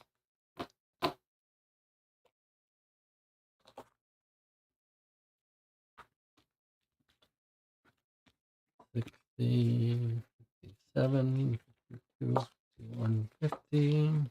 Let's see what Jonathan says while we're doing this.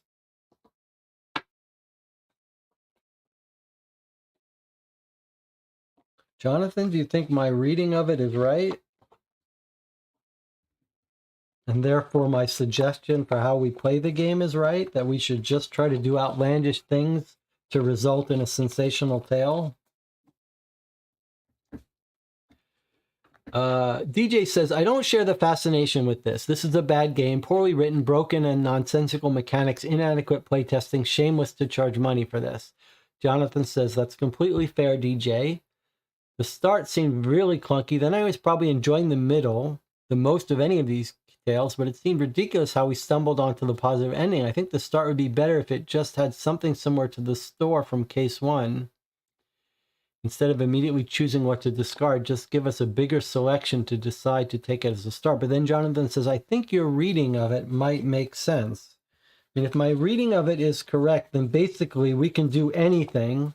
And the only time we'll get a negative ending is if we let the case resolve in a boring fashion. And so we should just do outlandish things to create a sensational tale, if I'm right. Which is a fun idea. It's actually kind of a cool idea that your goal is not to solve a mystery, but to create an outlandish, sensational outcome. However, I mean, you're selling a game as a mystery game, so a little bit troubling. But I'm trying to put the most positive spin on this. There were a lot of things we did that didn't seem to have any effect. We decided to pet the cat on the way out the door. It puts you down different branches, but with no meaning, no way to make sense of it. All right, let's do this again. So I'm going to take out the diamonds.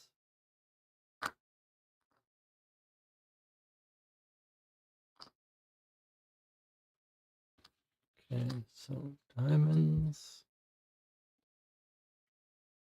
Purples stay in. Okay. So these all get shuffled. Jonathan says it's sort of an odd abstract concept for an ending. I like to. I hope we get a negative ending and then we can compare it and see what's going on. I am enthralled by this glitched out game, though. It really makes me curious about a game that has similar open world mechanics where tokens come out, they can be picked up, carried, maybe they do certain things. You could have rules that say when this is near this, this happens, and then just let it break. Like do it as a completely unplanned thing. See what how happens.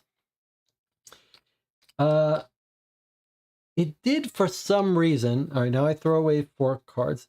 It did for some reason make me think of a game that isn't like this. It isn't broken. Let me just put this here, and then it says from the diamonds. I'm going to tell you what the game this made me think of is.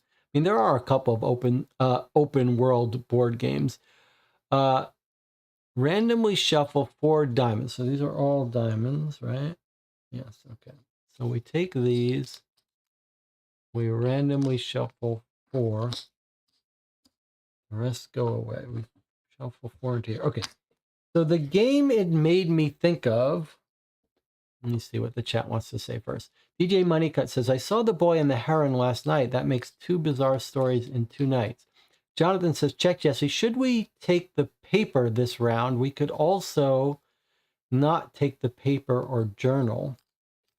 I'm thinking maybe we play by our own rules here. Maybe we're going to leave the paper, whatever we want to not take, we're going to leave it in the, we're not going to throw it out the window and in the fireplace, so that if we get a choice that says, hey, do you have the paper? Maybe we'll run back home and get it.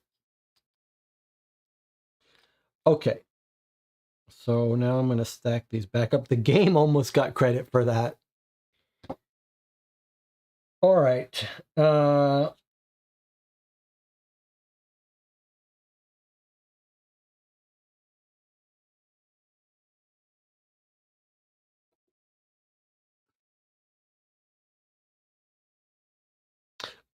Okay, so the game it made me think of, we needed the cigars at some point. Yes, we did need the cigars to blame someone. And we definitely didn't need to take notes, so we can get rid of that.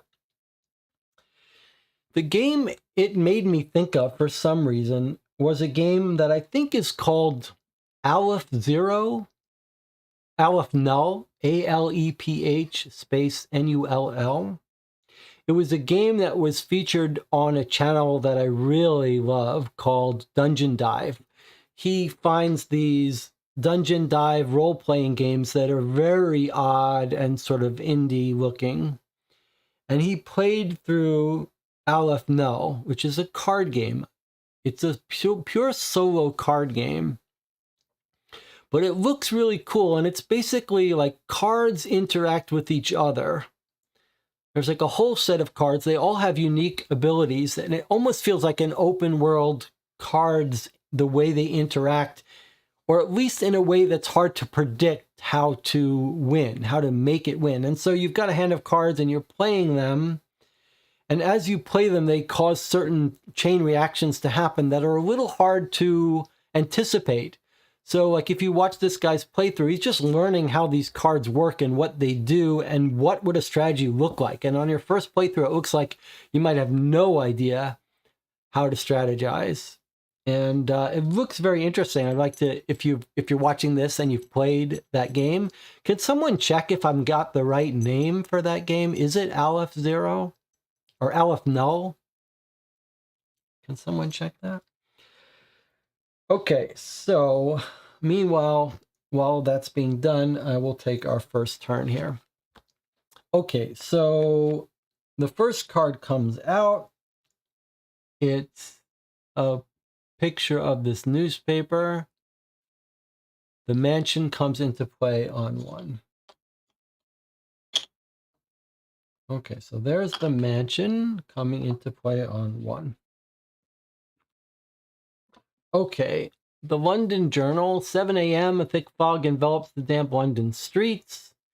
The cat, being so abruptly interrupted in his rest, jumps down from a pile of books, arches his back, and sharply meows in protest. Okay, and then 2 interjects. That's the cat. Arrogant Mr. Noisy.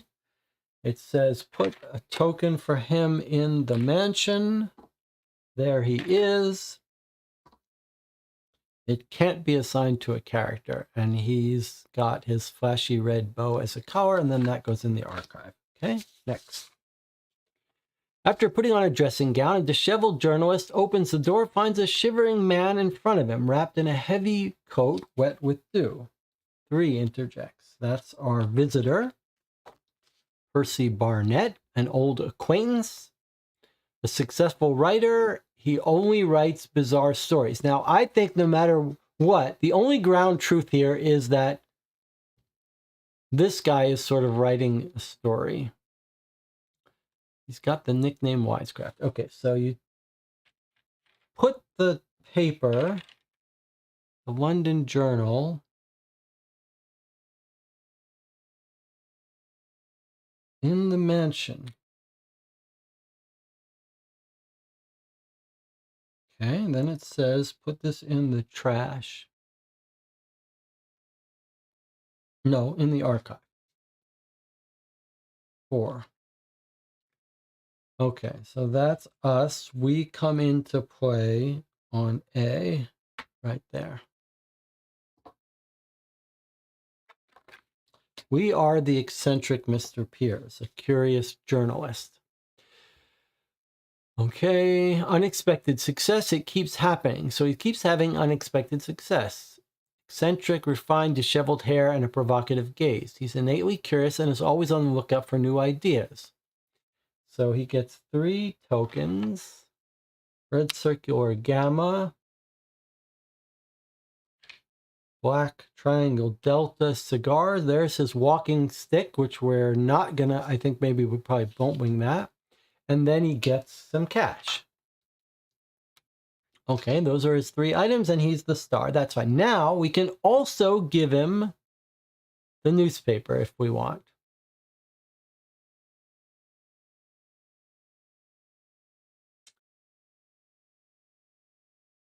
So what we're going to do is we're going to take the newspaper, which is here in the mansion, and we're just going to leave it in the mansion. Not going to carry it with us, but we're not going to throw it away either. In the chat, Jonathan says, yes, there is an Alpha Null card game. Okay, good. So maybe we'll check. You should check. Someone should check that out. Let me know if you like it. It looks very cool. The art is beautiful, and it seems like a very cool solo card idea. Okay. So the rules say if you want to take the newspaper, he can take it. Otherwise, remove it. But we're not going to remove it. We're just leaving it at the mansion. Okay, and then we put him out and go back. In a trembling voice, the man in the doorway informs the journalist that a body has recently been found near Speaker's Corner in Hyde Park. Put this in the trash. Put this in the archive. While we're dealing with symbols, it wouldn't kill him if the archive looked a little more different than a trash can. Like that kind of looks like a trash can, guys. What were there some pact with the devil where all the symbols have to look similar to the wrong thing? Archive 5. Okay, so here's a book which says we can give him the leather-covered notebook with a pen where he can jot down information. Okay, well, we're going to take this alpha and we're going to say leave it in the mansion. We don't need it. We're not taking it with us. Mr. Pierce is through the door on his way to Hyde Park when Mr. Noisy calls him. Meow. Will he stop as usual to greet his beloved cat? No, he will not. We're doing different things today. Let's see what Jonathan says here. Jonathan's saying, I guess I would say our semi-official selection of items should be money, cigars, and the London Journal. You still want the London Journal? Why don't we just take the 3 things we... Oh, you're saying we don't need the stick anymore because we used the stick. Okay, you're right. So I'm going to take the stick that we took last time and used to get a good ending. I'm going to put it, or used, and I'm going to leave it in the mansion. I'm not going to throw it away. And we'll take the London Times with us and hope that we have a chance to read it. Okay, so back to our decision. We're going to say F the cat. We're going to be in a hurry. So let's both vote for this. Yeah? We don't want to take a chance that the game makes us do this. We're going to do this. We're in a hurry. We're going to ignore his touchy cat. Okay, so put this in the trash, and 43 comes into play, and we lose both of our cubes that we voted with, and we're already now on a different path. In fact, it looks very different.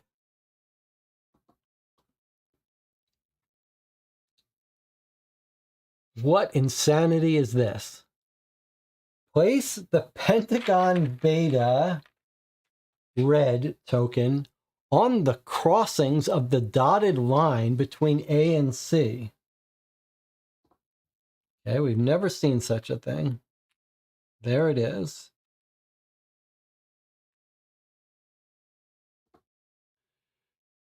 When the star passes the token, you can assign it to the star if you don't remove it. If you don't remove it. It should say, if you don't, remove it. Okay. And then it says, the pawn moves to the C. So it says, do this thing. Put it at the crossroads. When you pass it, you can assign it. Otherwise, remove it. And then the very next line says, go here and cross it.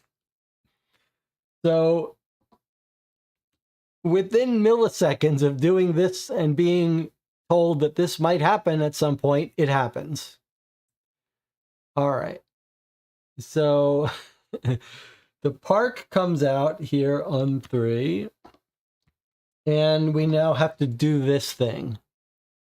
We can assign this token. We don't know what it is. Presumably it's this. It looks like something that someone might wear around their neck, a little pendant. And we're going to pick it up.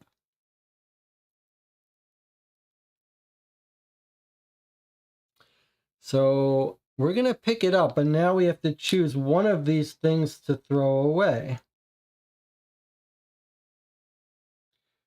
I say what we'll do is we're here. We're just going to throw our newspaper on our doorstep and leave it here in case we need to come back and read it later. And we'll carry this pendant.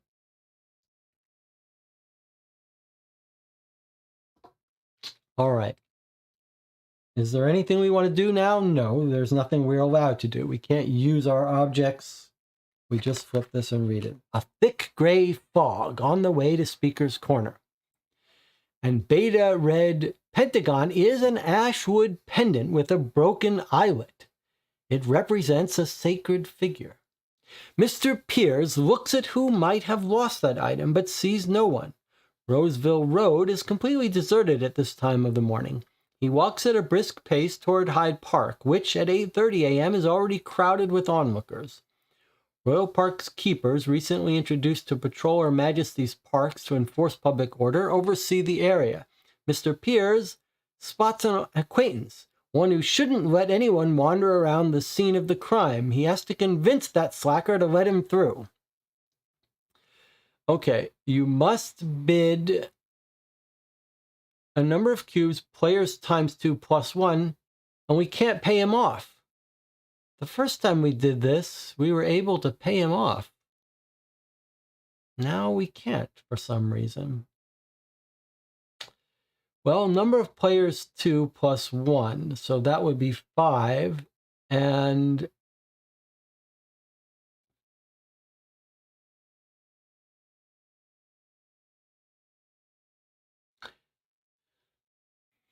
are we willing to fail this? Not really. All right, let's cough up our 5. Not because it's game -1. We can't assume that that's going to contribute. So you guys contribute 2. I'll contribute 3. Let's see if the game. Let's see. Jonathan says, "Let's fail to see something different." Okay, sure, I'm up for it. And we'll just rewind if we lose the game. All right. So we're going to fail on purpose. Let's see what the game contributes. Draw another. 1 and draw another. Draw another, which we ignore. Okay, so the game contributed 1. These all get spent into the 3 pile, and we failed. Put in the trash and go to 61. My guess is that this is leading us on a path where we have an uneventful game, which is going to be a negative ending, but let's see. All right, so he didn't let us in, or we didn't pass, so let's see what happens. Okay, we're just going to move along. The pawn moves to F. Okay. A quiet day at work. A white sheet on wet grass. Leaving the house that morning, Abbott certainly hadn't imagined it would be so busy. Cold, annoyed, and irritated, pushed by the growing crowd of people trying to get closer, he pushes everyone away rudely, and with a brusque wave of his hand, he threatens even the journalists to stay away. Mr. Piers, understanding the situation, stands on tiptoe to try and take a peek, but he can't see anything more on the dark grass than a bump covered by a showy white sheet, which, dampened by the dew, is slowly staining red. What can be perceived from its shape is disturbing, and a morbid unease grows among those present. The crowd witnessing that macabre spectacle begins to mutter softly, while the more squeamish look away. Leaving the house that morning, Abbott hadn't imagined it would be so busy. We don't know who Abbott is. We weren't told about that, right? Or was Abbott the guy? Maybe Abbott was the police officer that was walking the way. Doesn't really tell us his name. I guess that might have been Abbott. Okay, this goes in the trash and 62 comes into play. Okay, the precinct comes into play on 6. Okay. The show is over. At the Central Police Station, Division B, disappointed at failing to see almost anything, Mr. Pierce steps aside with the rest of the onlookers. 2 men in uniform are approaching with a stretcher to remove the body, a sign that the show is now over. Shrouded by a mist that shows no signs of dissolving, Mr. Pierce, however, does not return home, but with a mischievous smile on his face walks briskly toward Rochester Row, Division B of the Metropolitan Police. He's determined to find out who's leading the investigation. All right, well, this feels like we're just going to meet our guy again. Let's see. We must build a number of cubes equal to the number of players plus 2. So we have to give 4 cubes. Or we could fail it deliberately. Do you want to fail it to see what happens if we keep failing? What do you think? Should we just keep failing and see what happens?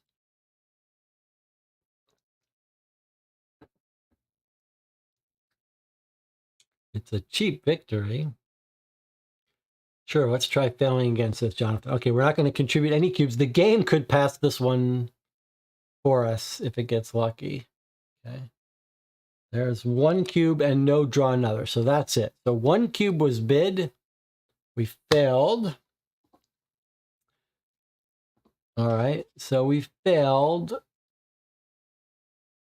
Does something happen when you fail? Do we get cubes? Now I'm starting to remember something that we get cubes. Let's see. No, if the check fails, something happens.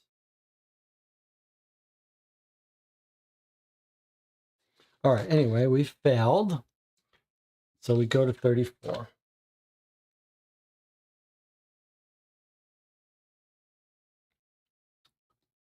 All right, now he moves to J. He's just moving along on his day. All right, let's see what we got.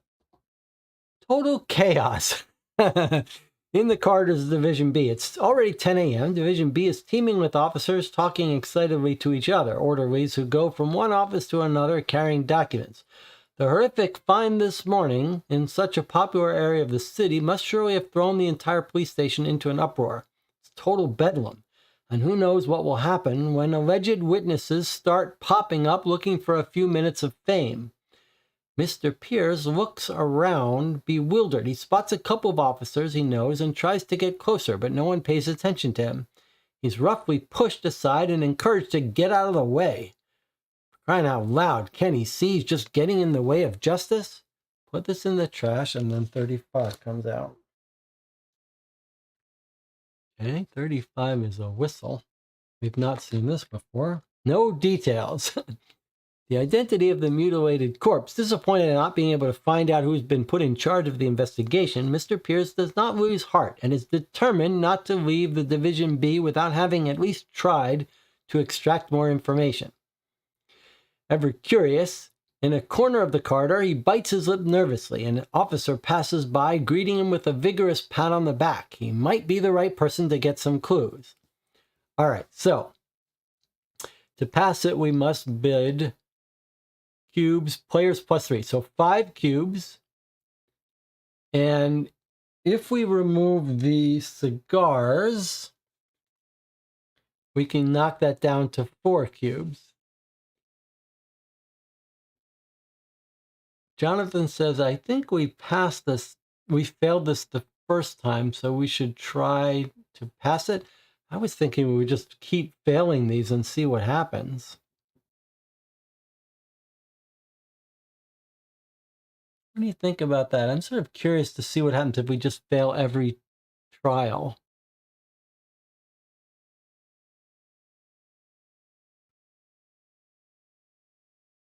We definitely didn't see this card yet. I think, what do you think about, let's fail. Okay, Jonathan is agreed that we're going to fail this. All right, so we're going to bid 0. We're not going to spend our cigars, so that means the game can't make us win it, but we'll just draw cards. Okay, it's just 1 cube. We failed. Go to 55. Okay. Oh, looks like we might have the ending here.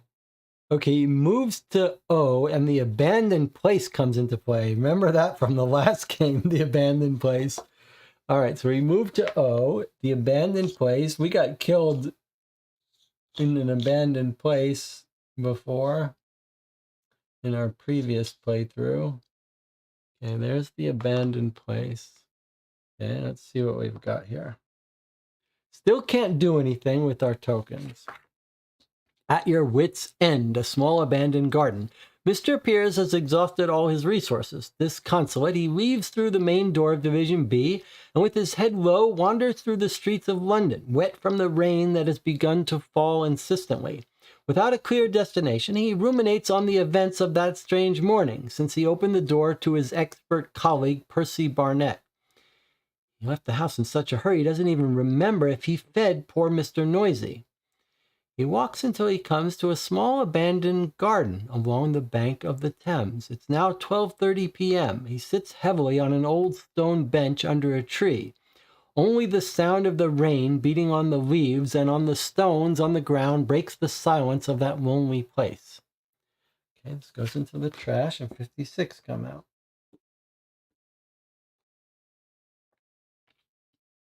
Okay, here's a billy club that police officers carry. Says the pawn moves to S. So far, it's always moved in appropriate ways. And through disheveled hair to check. The cat moves into the abandoned place. Meow. Okay, let's move the cat into the abandoned place. All right. Meow. He doesn't know how much time has passed. Mr. Piers lifts his head and looks around, surprised. A meow? Is it a stray cat? What's it doing out in the rain? A sound of footsteps approaches, and from around the corner of a ruined wall, some police officers appear and approach the reporter gravely, waving their batons. They have a nice surprise in store for him. One of them grins, amused. He can't wait to enjoy the show they have prepared. Okay, now it says, if you own the crucifix that we found, then we pass. All right, so we don't even have a choice here. We do own the crucifix right here. And so, not the crucifix, the wooden saint something pendant. So we succeeded. Put this card in the... It doesn't need to, by the way, if you were designing this game, it might be smart of you to not call one succeeded and one missed. I mean, it's just conditions. If this condition is met, do A, otherwise do B or C or whatever. There's no need to give away that one is good, one is bad. Okay, anyway, put this card into the garbage and 38 comes into play. Okay, let's see what effect having that has. Okay, it's the London Journal. That's us on the cover. Was it always us on the cover of the London Journal? There's our pendant, by the way. No, look. And this one, it was the dead body. Now we're on the front. Okay. An unexpected twist. Penny Fiction Weekly of November 2nd. Here's the ending. Mr. Piers looks around confused. What are those officers doing there? Why would he follow them to the police station? He's a respectable subject of Her Majesty. He'll explain that he hasn't done anything wrong, and then he can go home to Mr. Noisy. He opens his mouth to speak, but can only emit a disjointed stammer. As if he couldn't express himself anymore. He's a journalist, is left speechless. The officers, giggling, crowd around him and handcuff him. The end. Someone in town must have browsed with interest the morning's copy of the London Journal, which chronicled the day's macabre events. There has been a sudden turn in the investigation, and the police have finally arrested a famous writer who will surely be hanged for that heinous crime. Continue with 67.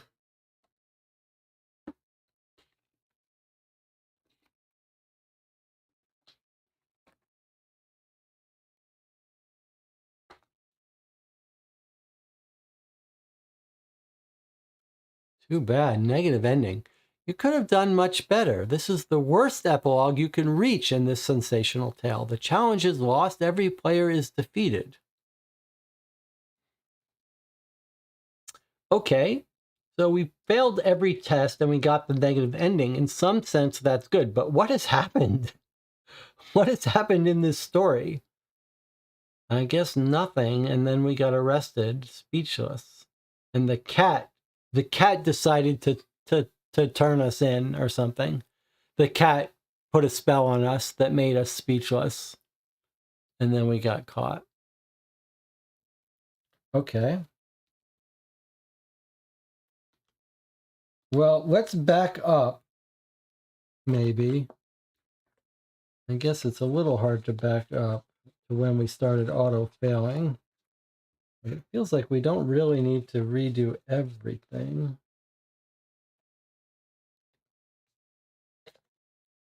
We didn't spend very many cubes.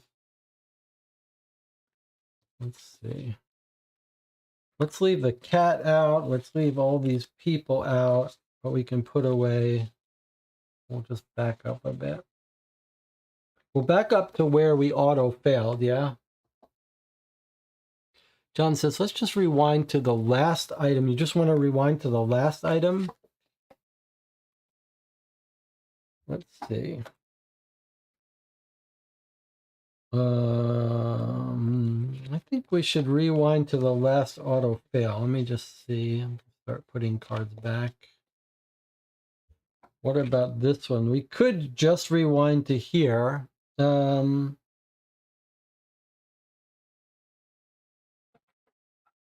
This was the one that, Jonathan, you wanted to pass because we wanted to do differently. Do you just want to rewind to here? So if we just rewind to here, we won't rewind to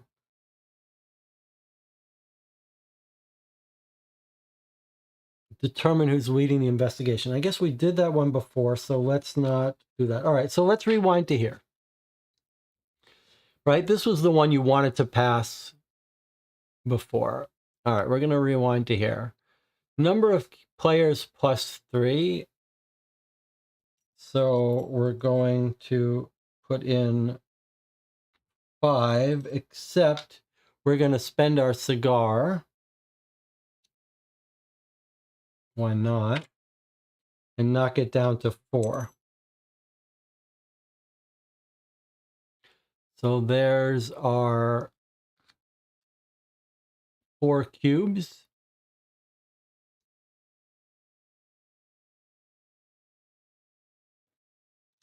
Oh, we can, oh, what did the pendant do? All right, so before I do this, you guys want to know what the pendant did, huh?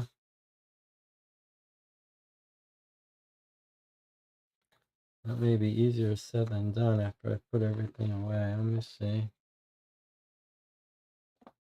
Let's see if I can find the part about the pendant.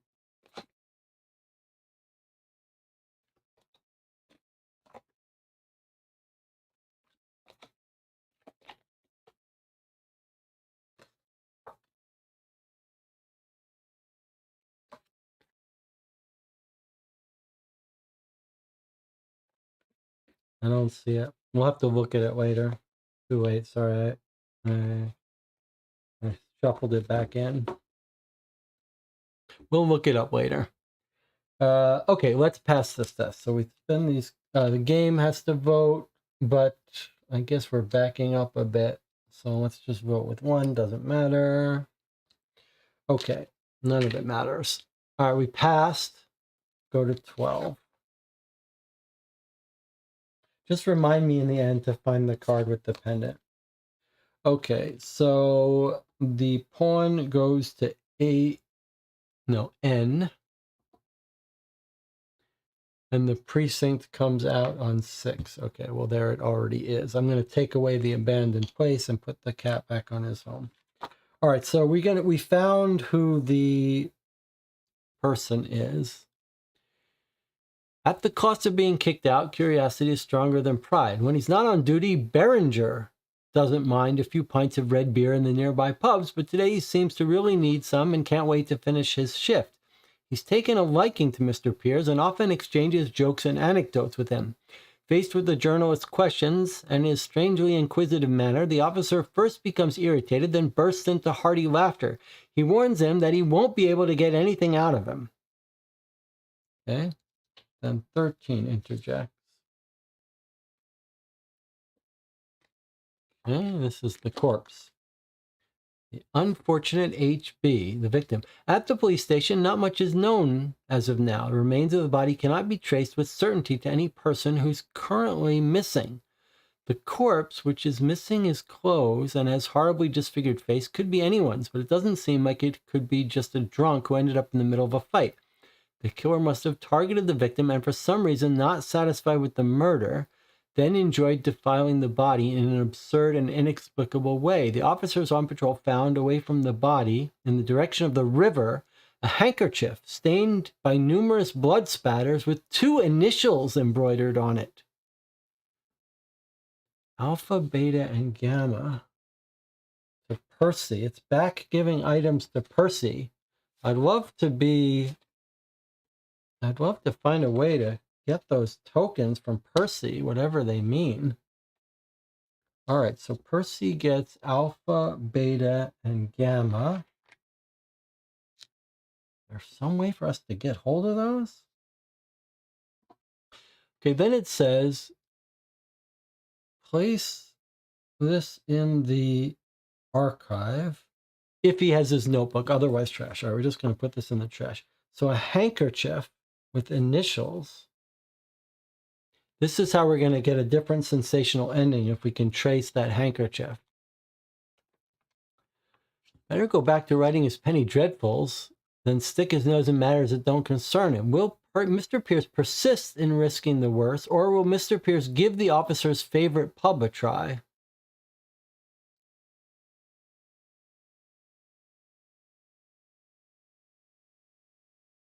What does that mean? So if we go to the pub, we're trying to get more information out of this guy. That's fine. But what does left-hand choice represent? Will he persist in risking the worst? What does that mean? Better to go back to writing his penny dreadfuls. Is this...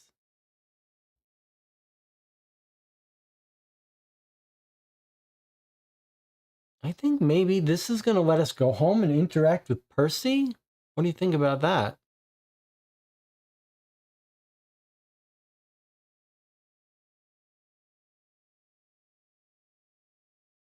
Let's see what happens if we vote left-hand side and see if it brings us home. All right, so the game votes one on each. So the game didn't get what it wants. We got what we wanted. Then we're going to 54. Let's see what happens or if we need to rewind this.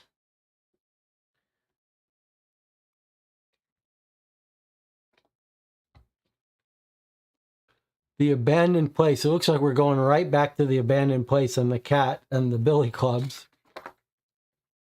Nobody's willing to talk around the city aimlessly. All right, so we wander around. This is the same ending we got again. All right, so you're going to get a chance to see what happens if we didn't have the pendant. So this goes in the trash. 56 comes out. They tried, the cat goes to the abandoned place.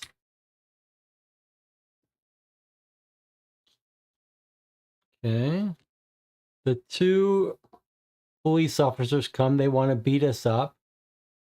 We're going to fail this. We're going to throw that crucifix pendant. We're going to smash it under our feet. Everyone receives a cube. We're going to move one from here to here.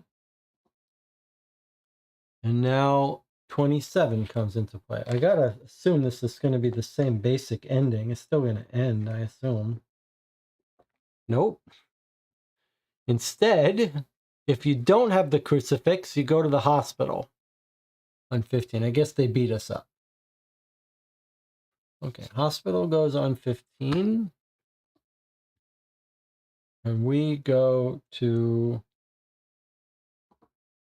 V.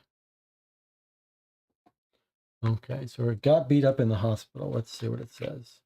In Milton Street, Finsbury. How did I get here? The cat moves to the hospital with us. Okay. Meow, meow, meow. Mr. Pierce opens his bleary eyes and slowly tries to focus on the faded ceiling of the room. His temples are pounding with pain. He must have passed out without realizing it. A soft-spoken man is talking to him. 58 interjects. Okay, it's the hypnotist. Looks like he's here. Okay, so now we've got the hypnotist. This time, although it had no effect on us at all, we're going to take the ingenious wooden mechanism with mirrors that attract larks. Maybe this can upset the cat somehow. Yeah, let's give him his mirror. DJ says, having the pendant was a success, but led to the worst ending. Okay, I agree. Bizarre. The hypnotist suddenly stops and is silent. Meow. Mr. Pierce jumps and bolts upright in time to see Mr. Noisy leap onto the desk and stare with his menacing yellow eyes at Danville, who surprisingly appeared in the room. The inspector orders Mr. Pierce to follow him to the police station on charges of murder. Boy, that's weird. That's a weird paragraph there. Hypnotist stops. The cat jumps on his desk.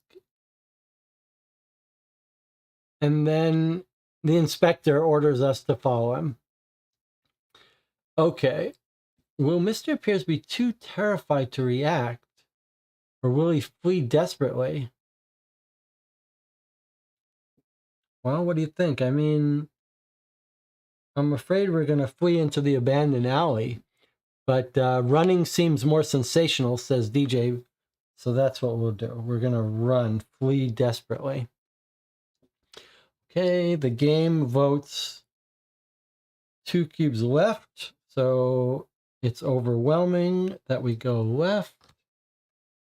We spend those. 49 comes into play. Oh boy. It's the monument scene. All right, so we move to X and the monument comes on 16 and the cat goes there. All right, we move to X. The monument comes out. This is how we got our good ending before. And the cat meows over to the monument. Okay. The abandoned gravestone. Mr. Pierce has reached the East Church garden and leans panting against the abandoned gravestone. With sweat pouring down his forehead, he catches his breath for a moment. The sun is already set. Meow. What time can it be? He looks up to see Mr. Noisy staring at him, and 65 interjects. This is kind of exciting. How is this? This is going to be the inspector? Oh, it's another cat card.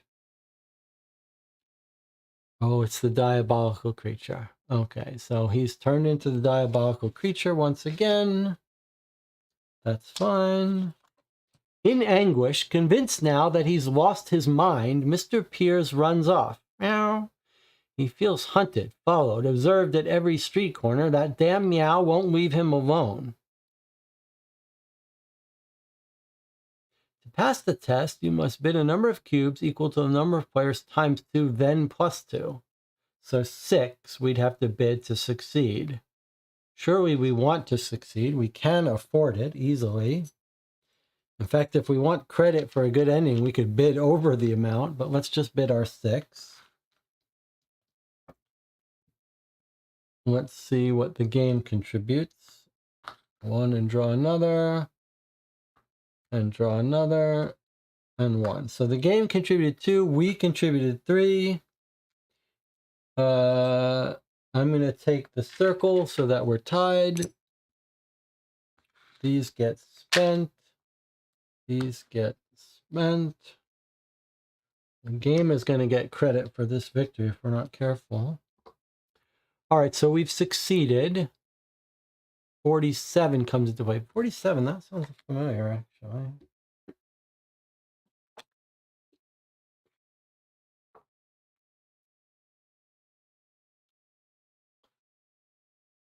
Lost in the night. Yeah, this is our ending, right? It's 6:30 p.m. Mr. Pierce reaches the quay of the London docks. A dense cluster of brick buildings, mostly sailors' and shipbuilders' houses, stretches along the bank of the Thames, which flows slowly and darkly. Breathing heavily, the journalist leans against a worn wooden door and breathes in the salty smell that forcefully penetrates his nostrils. He looks around several times. He listens, but the only noise he hears is the rhythmic lapping of the river's waters. Wrapped in his long coat, he starts walking again and gets lost in the night. The end. Not far away, a smug writer sips a pint of beer, sitting in a corner of smelly and crowded pub. He closes the copy of the London Journal that he's just finished reading and congratulates himself. Blood on the Thames did just fine for him. Eager to put as much road between himself and the police as possible, he pays his bill and walks out in the darkness.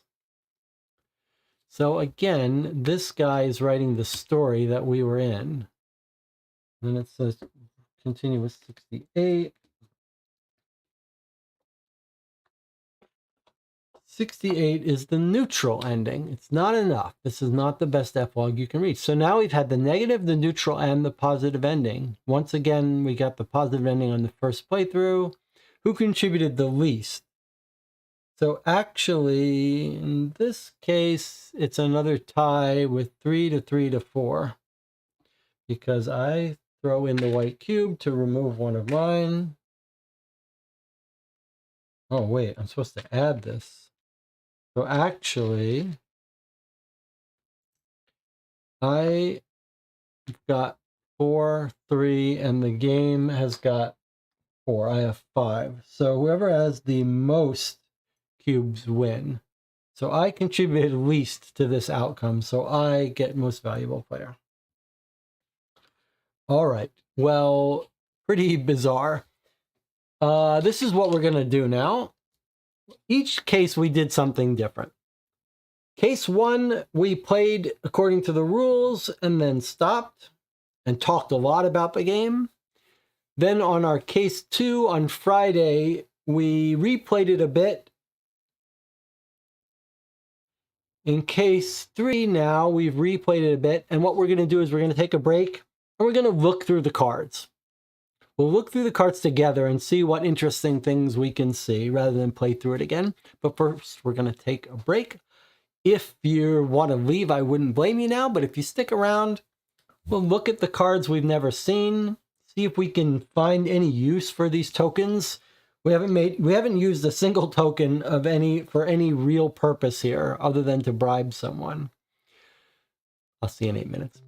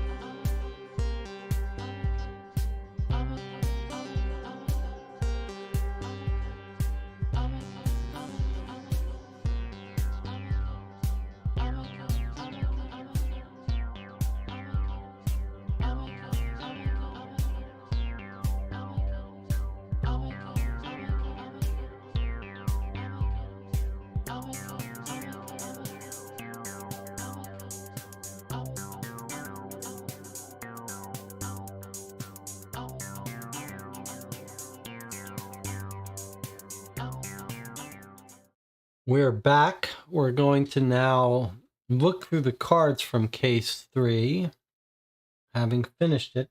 It's our last case of Penny Dreadfuls. I'm sort of sorry to see it go. It's been a fascinating experience. Got some carrot cake here that my wife has made. Let's take a look at it here. We've got raisins and carrots. I know there's some coconut with some cream cheese frosting.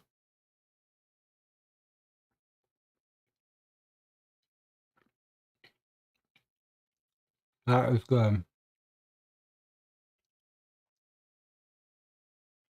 That was really good.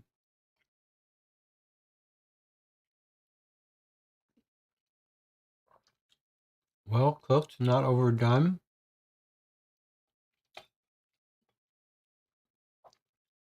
When we make it, when she makes it, I tell her double the frosting and then just scrape the frosting off your side. So I get the double frosting.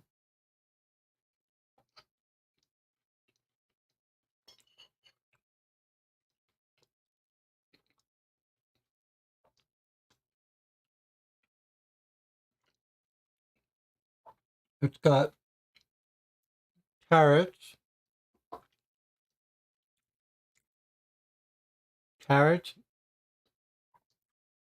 raisins, coconut, and it's got walnuts.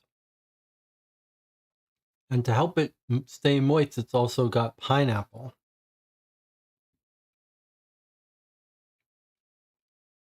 It tastes like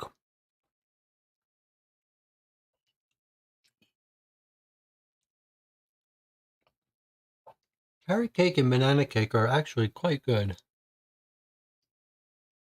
I'm a chocolate person, but the super sweet frosting compared with the, it's also got lemon in it, the banana, the carrot cake. Somehow the not overly sweet base with the super sweet frosting.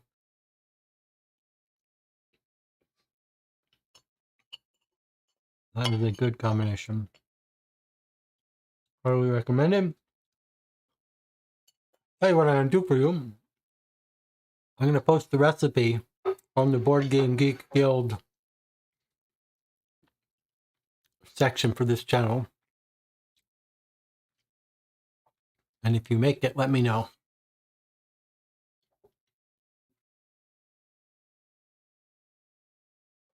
All right. Any more thoughts about this game before we look through the cards? Jonathan says, it feels like cases were still pretty early experiments. I would agree with that. DJ Moneycut says, seems like they wanted to make a generic system that could be used for lots of different cases, and they did. I can see the system working. These cases are just really bad. And then Jonathan was asking, do I stick with my interpretation of the ending that it was just about creating a sensational tale that got us a good victory? I think I do stick with my thoughts. All right, so in our last playthrough, the person who knocked on our door had 3 tokens at some point, which we don't know what they meant. We never used, well, I guess we know how to use the cash and the cigar and the walking stick. And we don't know why the hypnotist choosing between which item to keep on his desk, the mirror or the watch, makes any difference. So we're going to look through the cards now and see if we see any reference to any of this stuff. Let me zoom in a little bit with this.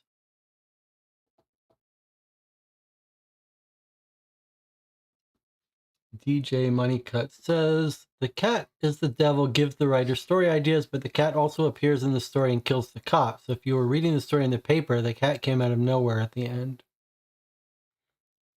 Okay. Let's go through the deck and look for cards we haven't seen.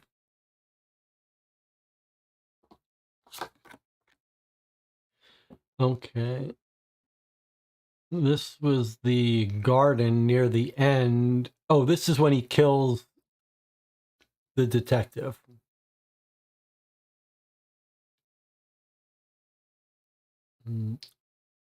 This is when we attack the detective with our cane. We got this card.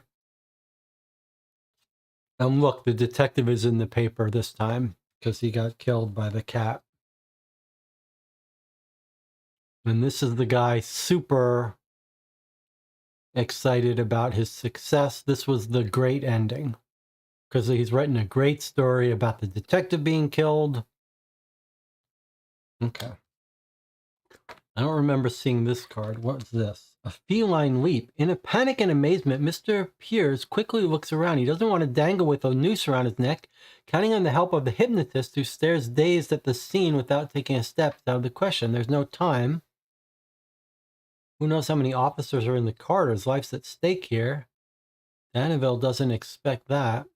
Journalist takes a deep breath, stands up from the bed with all the strength and courage he mustered, rushes towards the window, breaking the glass with an energetic shove. Outdoors, he lands on wet ground with a thump. I'm not sure what led to this, but if you do this, then 37 comes out, which looks like an ending that's very dramatic. If my theory is right, this should give us a good ending. I guess. Dusk is falling. Haunted by his own revelations from that day, all the Metropolitan Police will be looking for him by now. He has to put as much road between him and leave the city. Okay, this is the neutral ending, 68. I think 68 was our neutral ending that we got this time. Neutral ending. Okay, so if you jump out of the hospital and flee, you get the neutral ending. Okay. Stories of murder. We looked at his watch, went to the Golden Lion. Several similar murders have taken place in the Fulham district, where the Lily Bridge Depot now stands. How could they have escaped him? Wow, several other murders. And then 29 interjects. There's so many cards. I don't know that we can go through them all, but okay, so this is the disillusioned constable. Stuttering defect. Consults his watch. How much free time? Pocket watch with a marked and decisive ticking.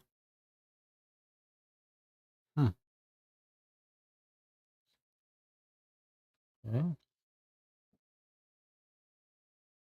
How could they have escaped? And then we've got a test. So if we pass the test, whatever this test is of, let's pursue this lead. What a story for your next tale. Still amazed at what he's just learned about the other murders, Mr. Pierce starts to ponder. Thinking about it, he begins to vaguely remember those events. He seems to recall hearing about them at the time. What a story, though. Who cares about the gossip at the Metropolitan Police? He just found material for who knows how many episodes on the London Journal. He's still lost in his thoughts when, hearing Big Ben's tolling, he suddenly comes to. All the hustle and bustle that morning, he'd almost forgotten about his usual appointment to cure that annoying insomnia that hasn't let him sleep properly at night for some time now. A little reluctantly, Mr. Pierce head towards the maze of streets from the lively district of Finsbury. Like something more complicated is going on. Goes to the library.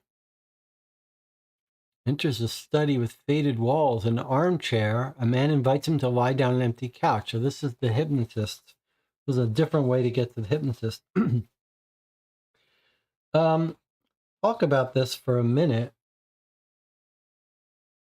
It's almost this is starting to feel a little bit like Time Stories in the sense that I'm imagining a case where you play it, you have to play through all the endings to understand what's happening rather than trying to find. Let's talk about this idea for a second.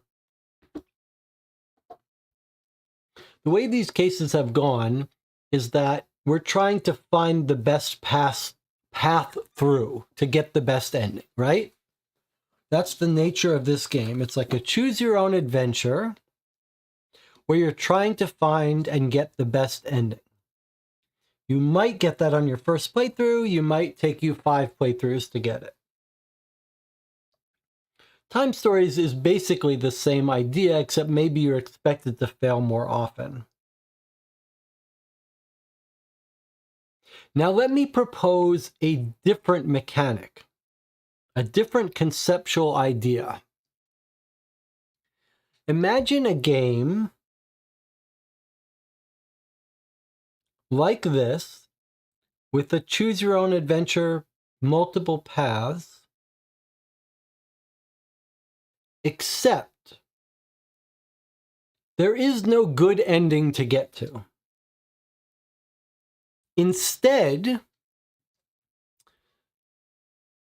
the conceit of the game is that you play through it many times to visit many branches, and then having those experiences, you try to explain a mystery.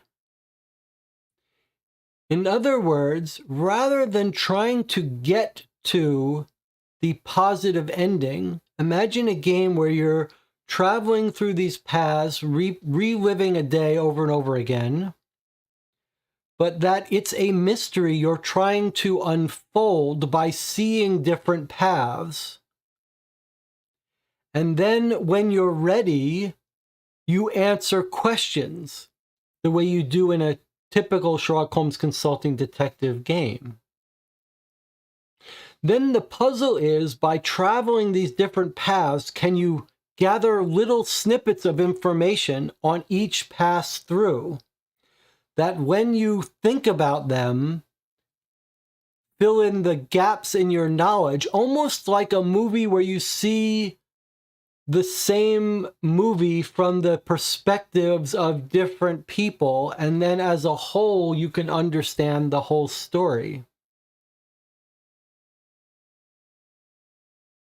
What about that as an idea?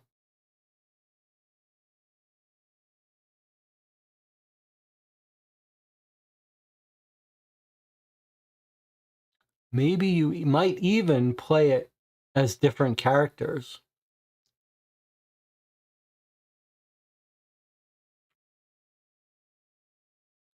I suppose the only knock on that idea, the only knock on the idea of that being a novel idea, is you could say, well,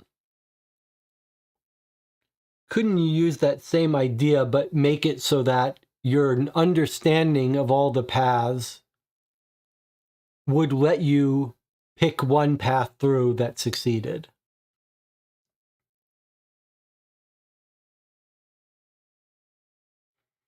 I guess what I'm trying to suggest, though, is a different philosophy of this game, whereas it's not that you make a mistake and die, and therefore you replay it and don't make that same mistake again.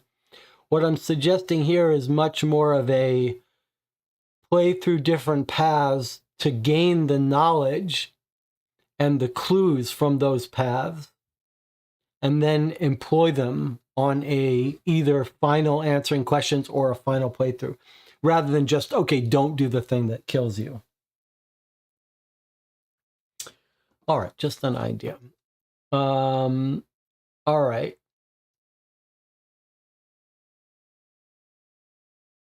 Hey, look at this weird thing. Here's 2 succeededs. In this case, hey, look, this is, so we finally found a place that it matters what you gave him. So did you give him the mirrors or did you give him the watch? All right, let's see what these 2 endings are. 66 if he has the one of them. This feels like an exciting ending. A thud resonates in the room and the door suddenly bursts open. Mr. Pierce jerks off the couch he's lying on, and his mind still foggy and his reflexes numb from the abrupt breaking of his trance, almost falls to the floor. His eyes go wide. It's the police inspector. who silences the hypnotist's protest with a quick wave of his hand and stands in front of Mr. Pierce, staring him down with his frozen eyes. In a sharp voice, he orders him to follow him to the police station. We try something desperate and escape through the window. Okay, that's the path we saw where he jumped out and is on the run. What if he tries to dash for the door? Okay, he looks around, it's dark. Wait, what happened? He tries to dash for the door past the inspector. The moment you do that, you end up in the garden.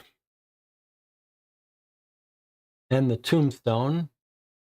And the cat. All right, I think we've done this. We've done this path. However, if you don't want to remove the cane,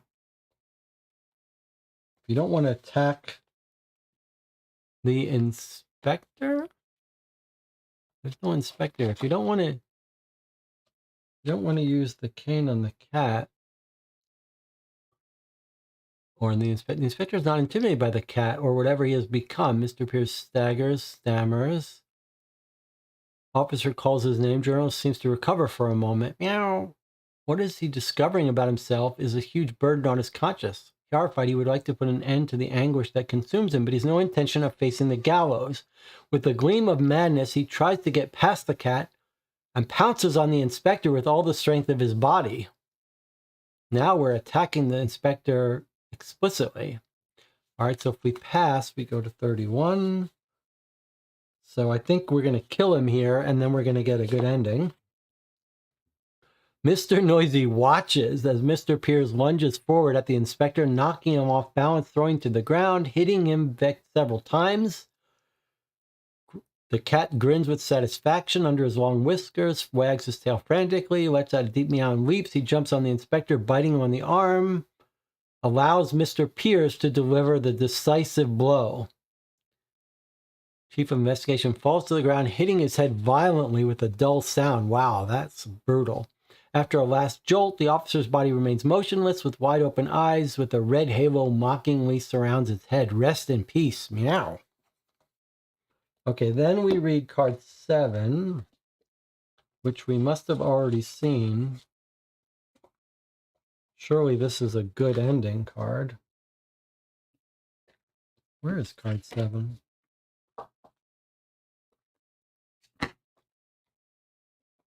Okay, here's card 7. Yeah, this is the best ending. So this seems to confirm the idea that it just wants us to kill someone and have a sensational ending. Okay. Feel free to not stick around for this. This is more doing this out of I don't know what. Okay. He tries to get as much detail. What happened to the body? This is not a story like others.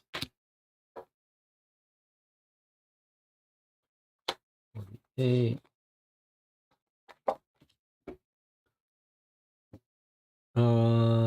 This is looking at the body, I guess. Okay. We're at the police station. Are we going to slip something under the table to idle the officers?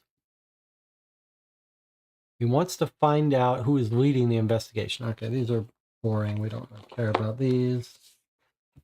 Here's the chief of the investigation. Here's the cup clue. Go to the Lion. All right, let's not go to the Lion Inn. Instead, let's speak to the division officer. 39.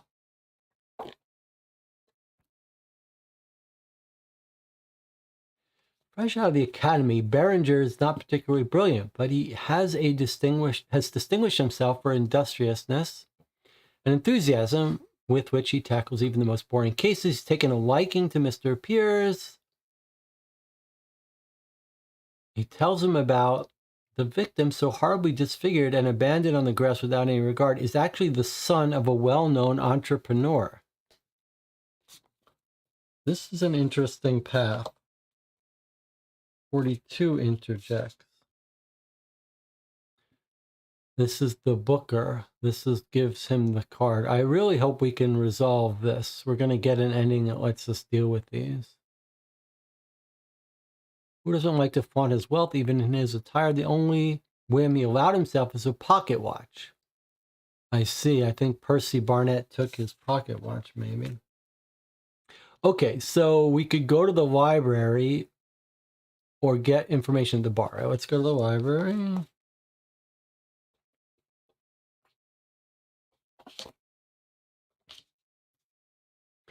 All right, we go to the club. Oh, this is the inspector goes to the club. We go to the local archives. We look for information on this guy, founded by old Booker, the victim's father, Fulham. He comes across more than one news report, some murders similar to the one in Hyde Park, and apparently already taken place in the Fulham district, in the place where the newly Lily Bridge Depot opened. By a curious coincidence, Mr. Pierce had just published another success story at the same time. Okay, now it wants to know if we have the newspaper. Is this the newspaper? I think this is the newspaper. So we finally get a chance to use the newspaper, I think. Oh, no, that's the record book. Sorry. The boring record book. Okay. 25 comes into play. Well, we've already seen 25, so that seems like that's not a new path for us.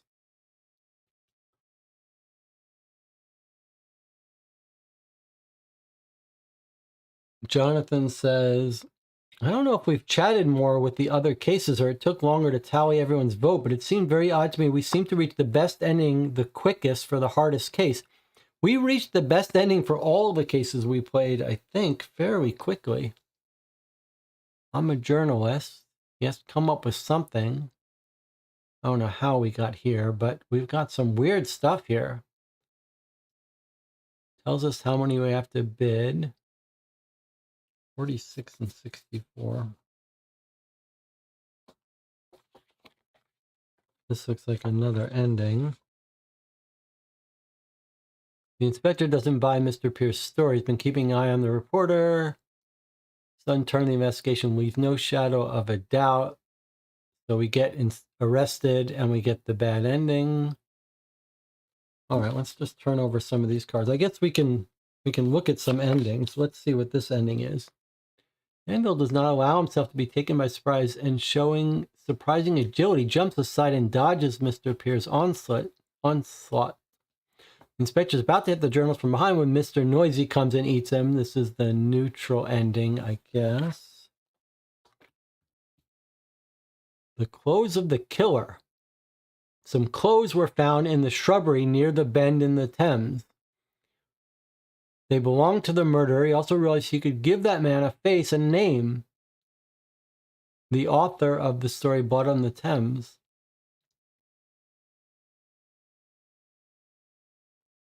An intrigued man stops the newspaper boy to buy a copy of the London Journal. News on it are sensational. The Hyde Park killer has been discovered and arrested by the London police. That writer, guilty of the heinous murder, will very soon pay his debt to Her Majesty. Is this... I don't know if they've arrested Percy or us. The card was the Percy Barnett items.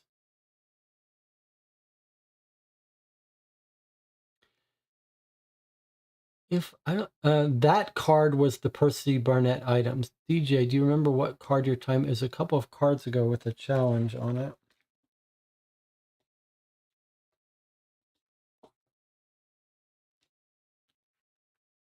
This one, you're saying? Okay, let's see. Mr. Pierce brews. He has to concoct something. You must bid a number of cubes equal to the number of players times the number of tokens that Percy Barnett owns.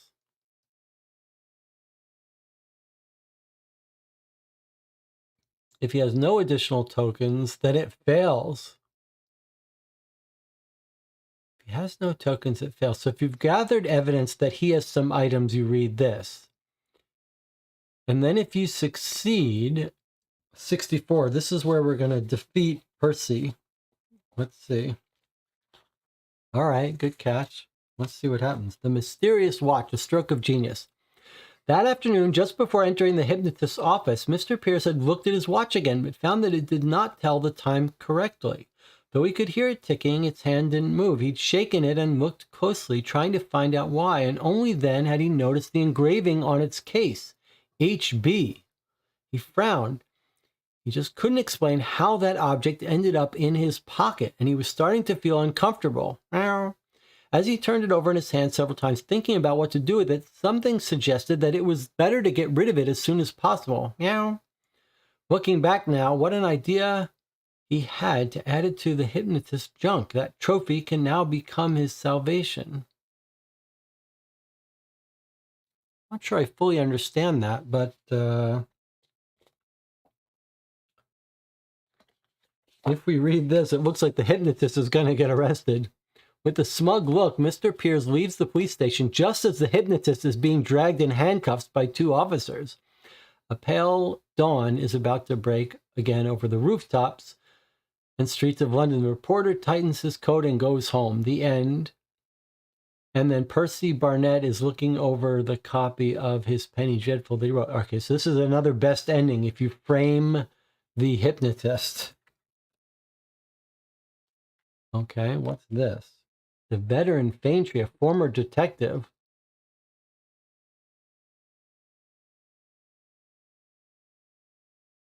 So you can bring another former detective out. He just hangs out at the club for some reason. The heir of the Bookers, the mangled corpse. Well, we guess we're learning we're learning who it was that got killed. Most malevolent, even thought that the young Booker behaved like this only to show off in the eyes of his father. Here's that Abbott guy, detective. I don't know about his stuff. Here's the cigars.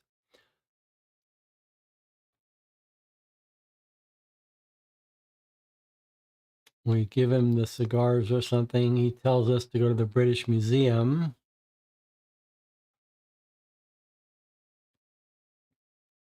This is looking at the body. Okay. Let's see. Mr. Pierce runs desperately through the narrow streets of the city, blood pounding in his temples on the wet and slippery pavement. He risks falling several times. He's trying to gather his ideas and think a way out. He smells the Thames. He turns and he is confronted by police officers. Does he jump into the river? Or does he try to exonerate himself? All right, if he tries to exonerate himself, we've already seen that card. I forget what he shows him. If he tries to jump in the river, then we get this ending. This is the neutral ending. He hears shots and he runs away. All right. Does he walk aimlessly? If he walks aimlessly, we already saw that outcome. And we followed this one with the confidant. What's this crazy thing? That's the weird mirrors.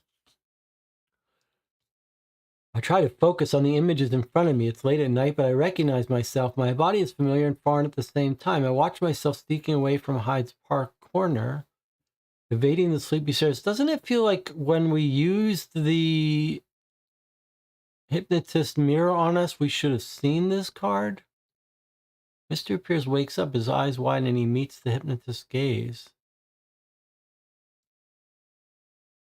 I am going to look when we get a chance at to what brings us out. It feels like maybe that should have been brought out for us, but wasn't.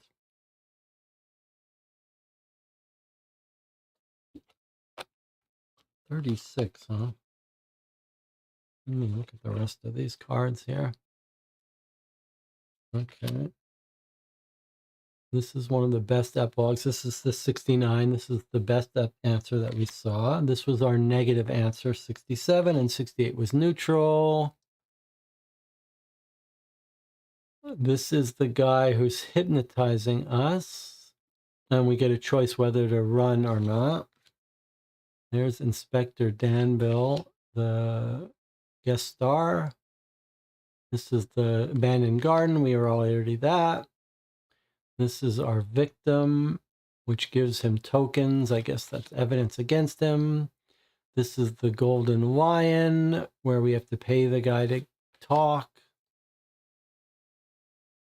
Do we want to track down the investigation or pay the guy to get the inspector's name? We saw these before. This is where we saw the body. We saw that. What's the victim's name? We learned that eventually.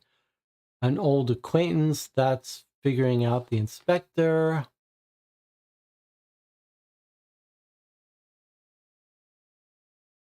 This is just more information if you can get from the cops.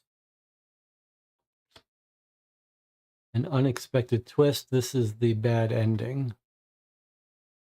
You follow them. All right, so we've seen all the cards now, but I want to see what brings out this, which feels like this should have been what happened if you chose to give the doctor this equipment. I want to see if it's a bug that nothing brings out this card, or does something bring this out? If nothing brings this out, then we've found a reason why the case is so disjointed. Let's see. Do we never have a chance to use this newspaper? I don't believe we did ever have a chance to use the newspaper. The newspaper is in the epilogue of every story, but I don't believe we ever had a chance to use it. That's what Jonathan was asking. All right, let me see. I'm very curious if I can find 36. 36 or the one with the watch, but let's just concentrate on 36. The reason I'm looking for this is because it feels like the moment you chose to be hypnotized with this object, the moment you chose that token, it feels like you should have heard this important clue. So I'm curious if what would bring that out.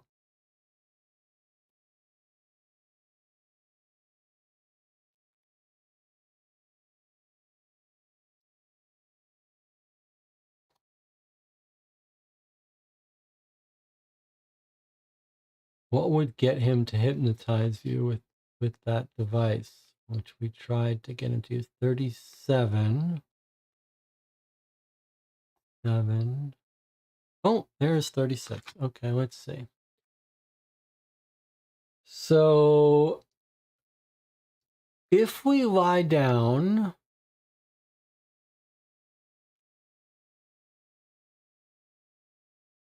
if we get to the hypnotist on this path, then it asks what we left him with. And depending on, then he actually hypnotizes us. So I guess what happened was, when we played through, we chose what device he keeps, and then the hypnotism got interrupted. So we never got hypnotized, I guess. And then you had to go back and find his office, and then you would actually get hypnotized, which would give you a clue about what was going on. Well, there you have it.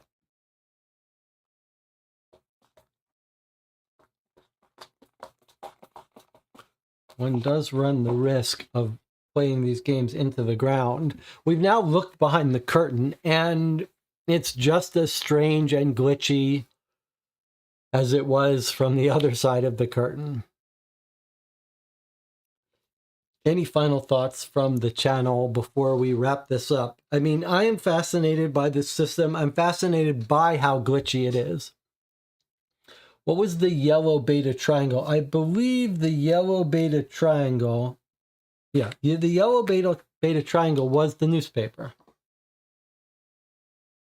So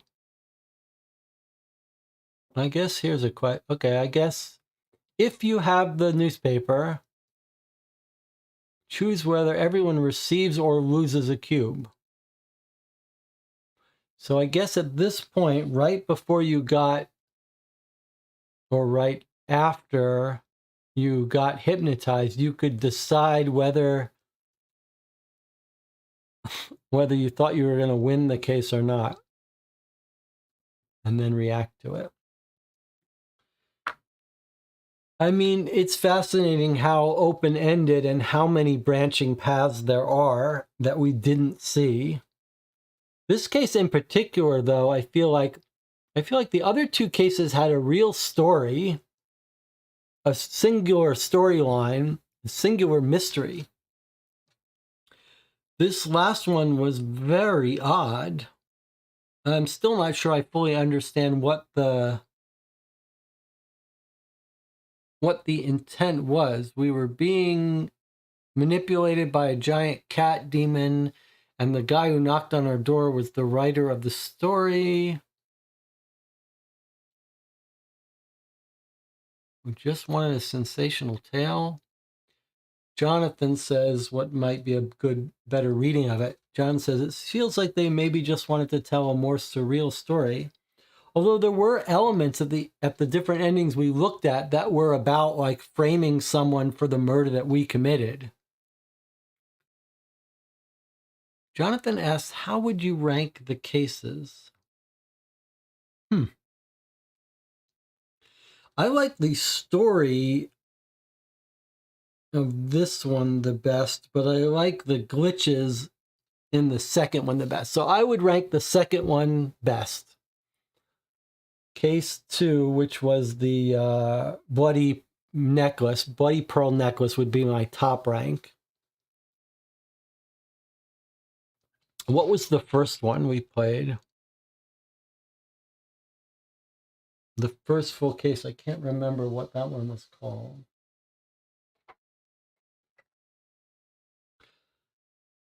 The Horrible Secret of the Key. Ah, yes. Okay, so this was the first one we played here. And we actually did not spend much time looking into this one, although we know it had some different endings. But we didn't really look at them. I would rank them...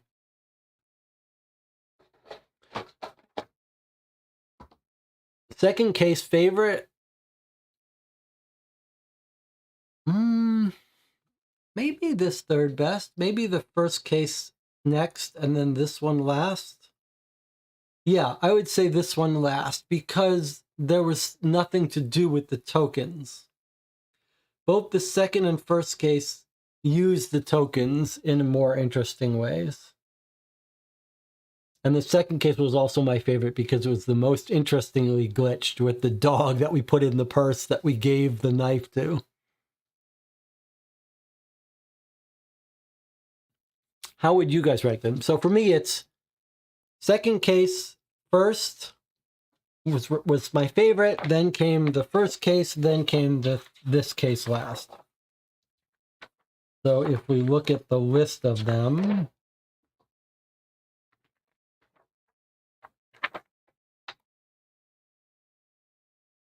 the medium terrifying tale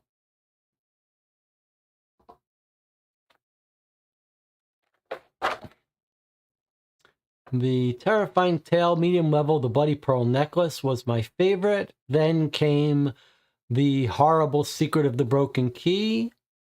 And then lastly, I would rank this last case we played, Blood on the Thames, although this one was interesting. There were parts of it I liked, but it didn't feel like we had as many choices in this one that were interesting. I feel like on our first two playthroughs, the choices were more interesting. Let's see. Jonathan says, I like case 2 conceptually the most. I think I like case 1 the most in terms of fun gameplay.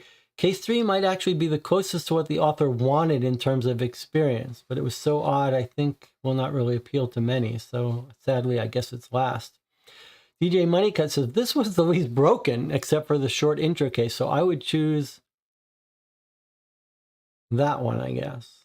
I guess you mean this one. You, DJ Moneycut, you think this third case was your favorite case? Okay, interesting.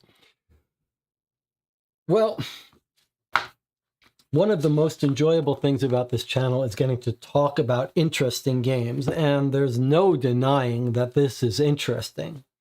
It's interesting in the areas it worked. It had some fun, cool moments where they were doing weird things with the items. It's got some interesting mechanical ideas about voting and blaming people. An interesting solo rule set that involves pushing your luck, although it's hard to say that that actually worked here. And lots of effort gone into branching storylines. I mean, anytime you play a game where you only see half the cards, less than half, maybe a third of the cards, you got to be somewhat impressed by that. And the system is intriguing, but it feels to me like a game from another world, another universe. And it just came apart at the seams, and all the gears were grinding into each other. I don't know how to explain it, but almost from the mind of someone who's in their own world. It's also odd that the pedigree is Letters from Whitechapel, which is such a clean, elegant, working system, like a well-oiled machine. This one is so different. I would play more cases if they released expansions, and I would love to hear the designers talk about the decisions they made and why they made them. Were some of these things that we criticized part of their design ethic, their philosophy? And I would love to hear what other people think. I would love to hear what other players felt about the game. You could certainly see that a lot of groups might be very upset at this game. Lots of people have much less tolerance for broken mystery games. And some of the rules in case 2 were clearly broken, and we found some bugs and stuff. And some people will not be happy about that, will not forgive it. So I would love to hear from the designers, but I would love to hear from you as well. If you play this game after we've played it, this is one of these games where a group might play this and be like, what just happened? I need to go online and see what other reviewers think. So if you're watching this video, if you somehow made it to the end of this video and played this game separately on your own, I would love to hear what you think of it. I'll certainly be watching the Board Game Geek Guild section for reviews from other people. Hopefully people who've played the whole thing. It's not uncommon on YouTube to see people review a game after they play a little bit of it. I'd love to hear reviews of people who played through the whole thing, though. DJ says, I think I understand why, but I don't like that the bot frequently voted one left and one right. It was odd. John says, I overall enjoyed the bot. What about you, Jesse? I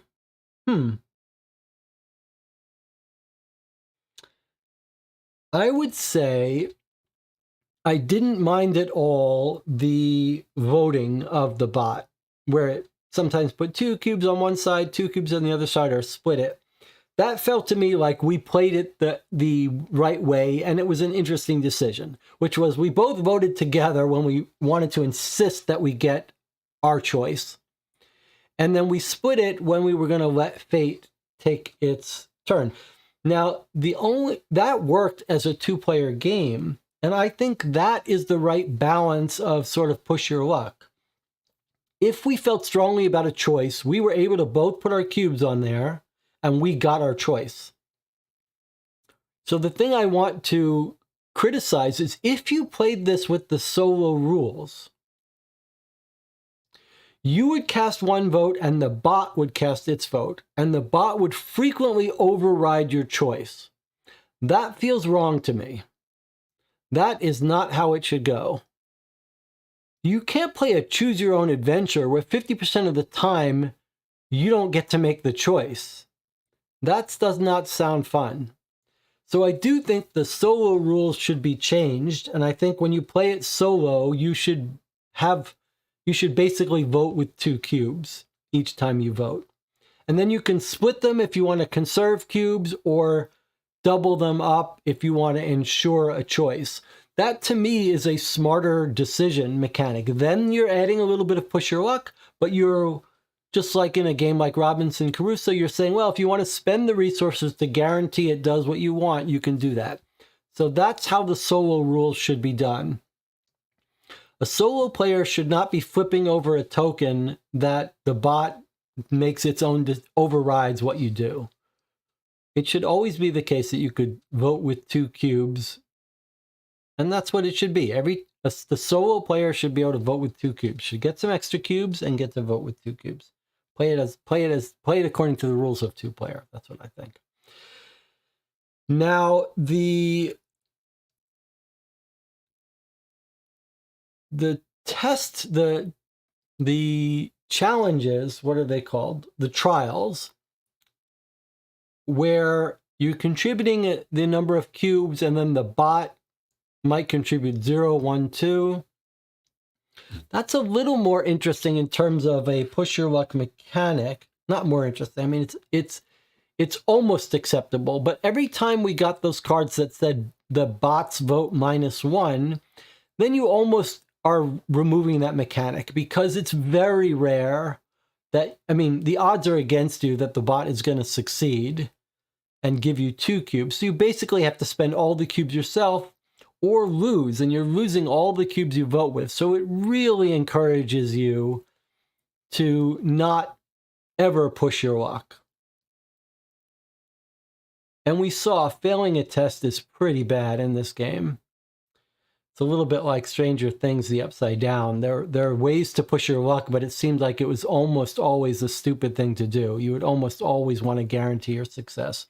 That's kind of how it felt in this game, especially since if you succeed and you have less cubes, you're just going to get responsibility for the game. So probably you just want to guarantee success. Odd, but some interesting ideas.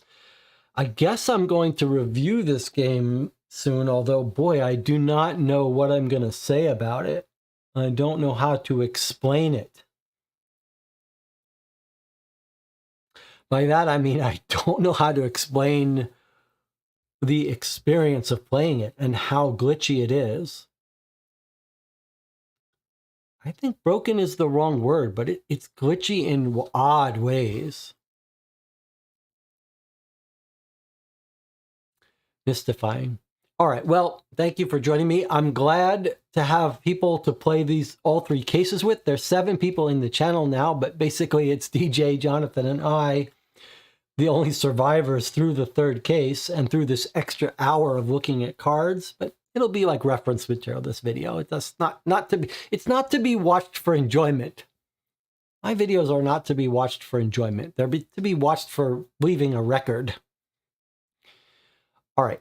We'll talk on the Board Game Geek Guild GameCube, plan what we're going to play next. Maybe we'll play a Cozy Killer. I'm going to try to get over the fact that I've lost a $200 game in the mail. First world problems. It's not the end of the world. All right. I'll see you guys on the next video.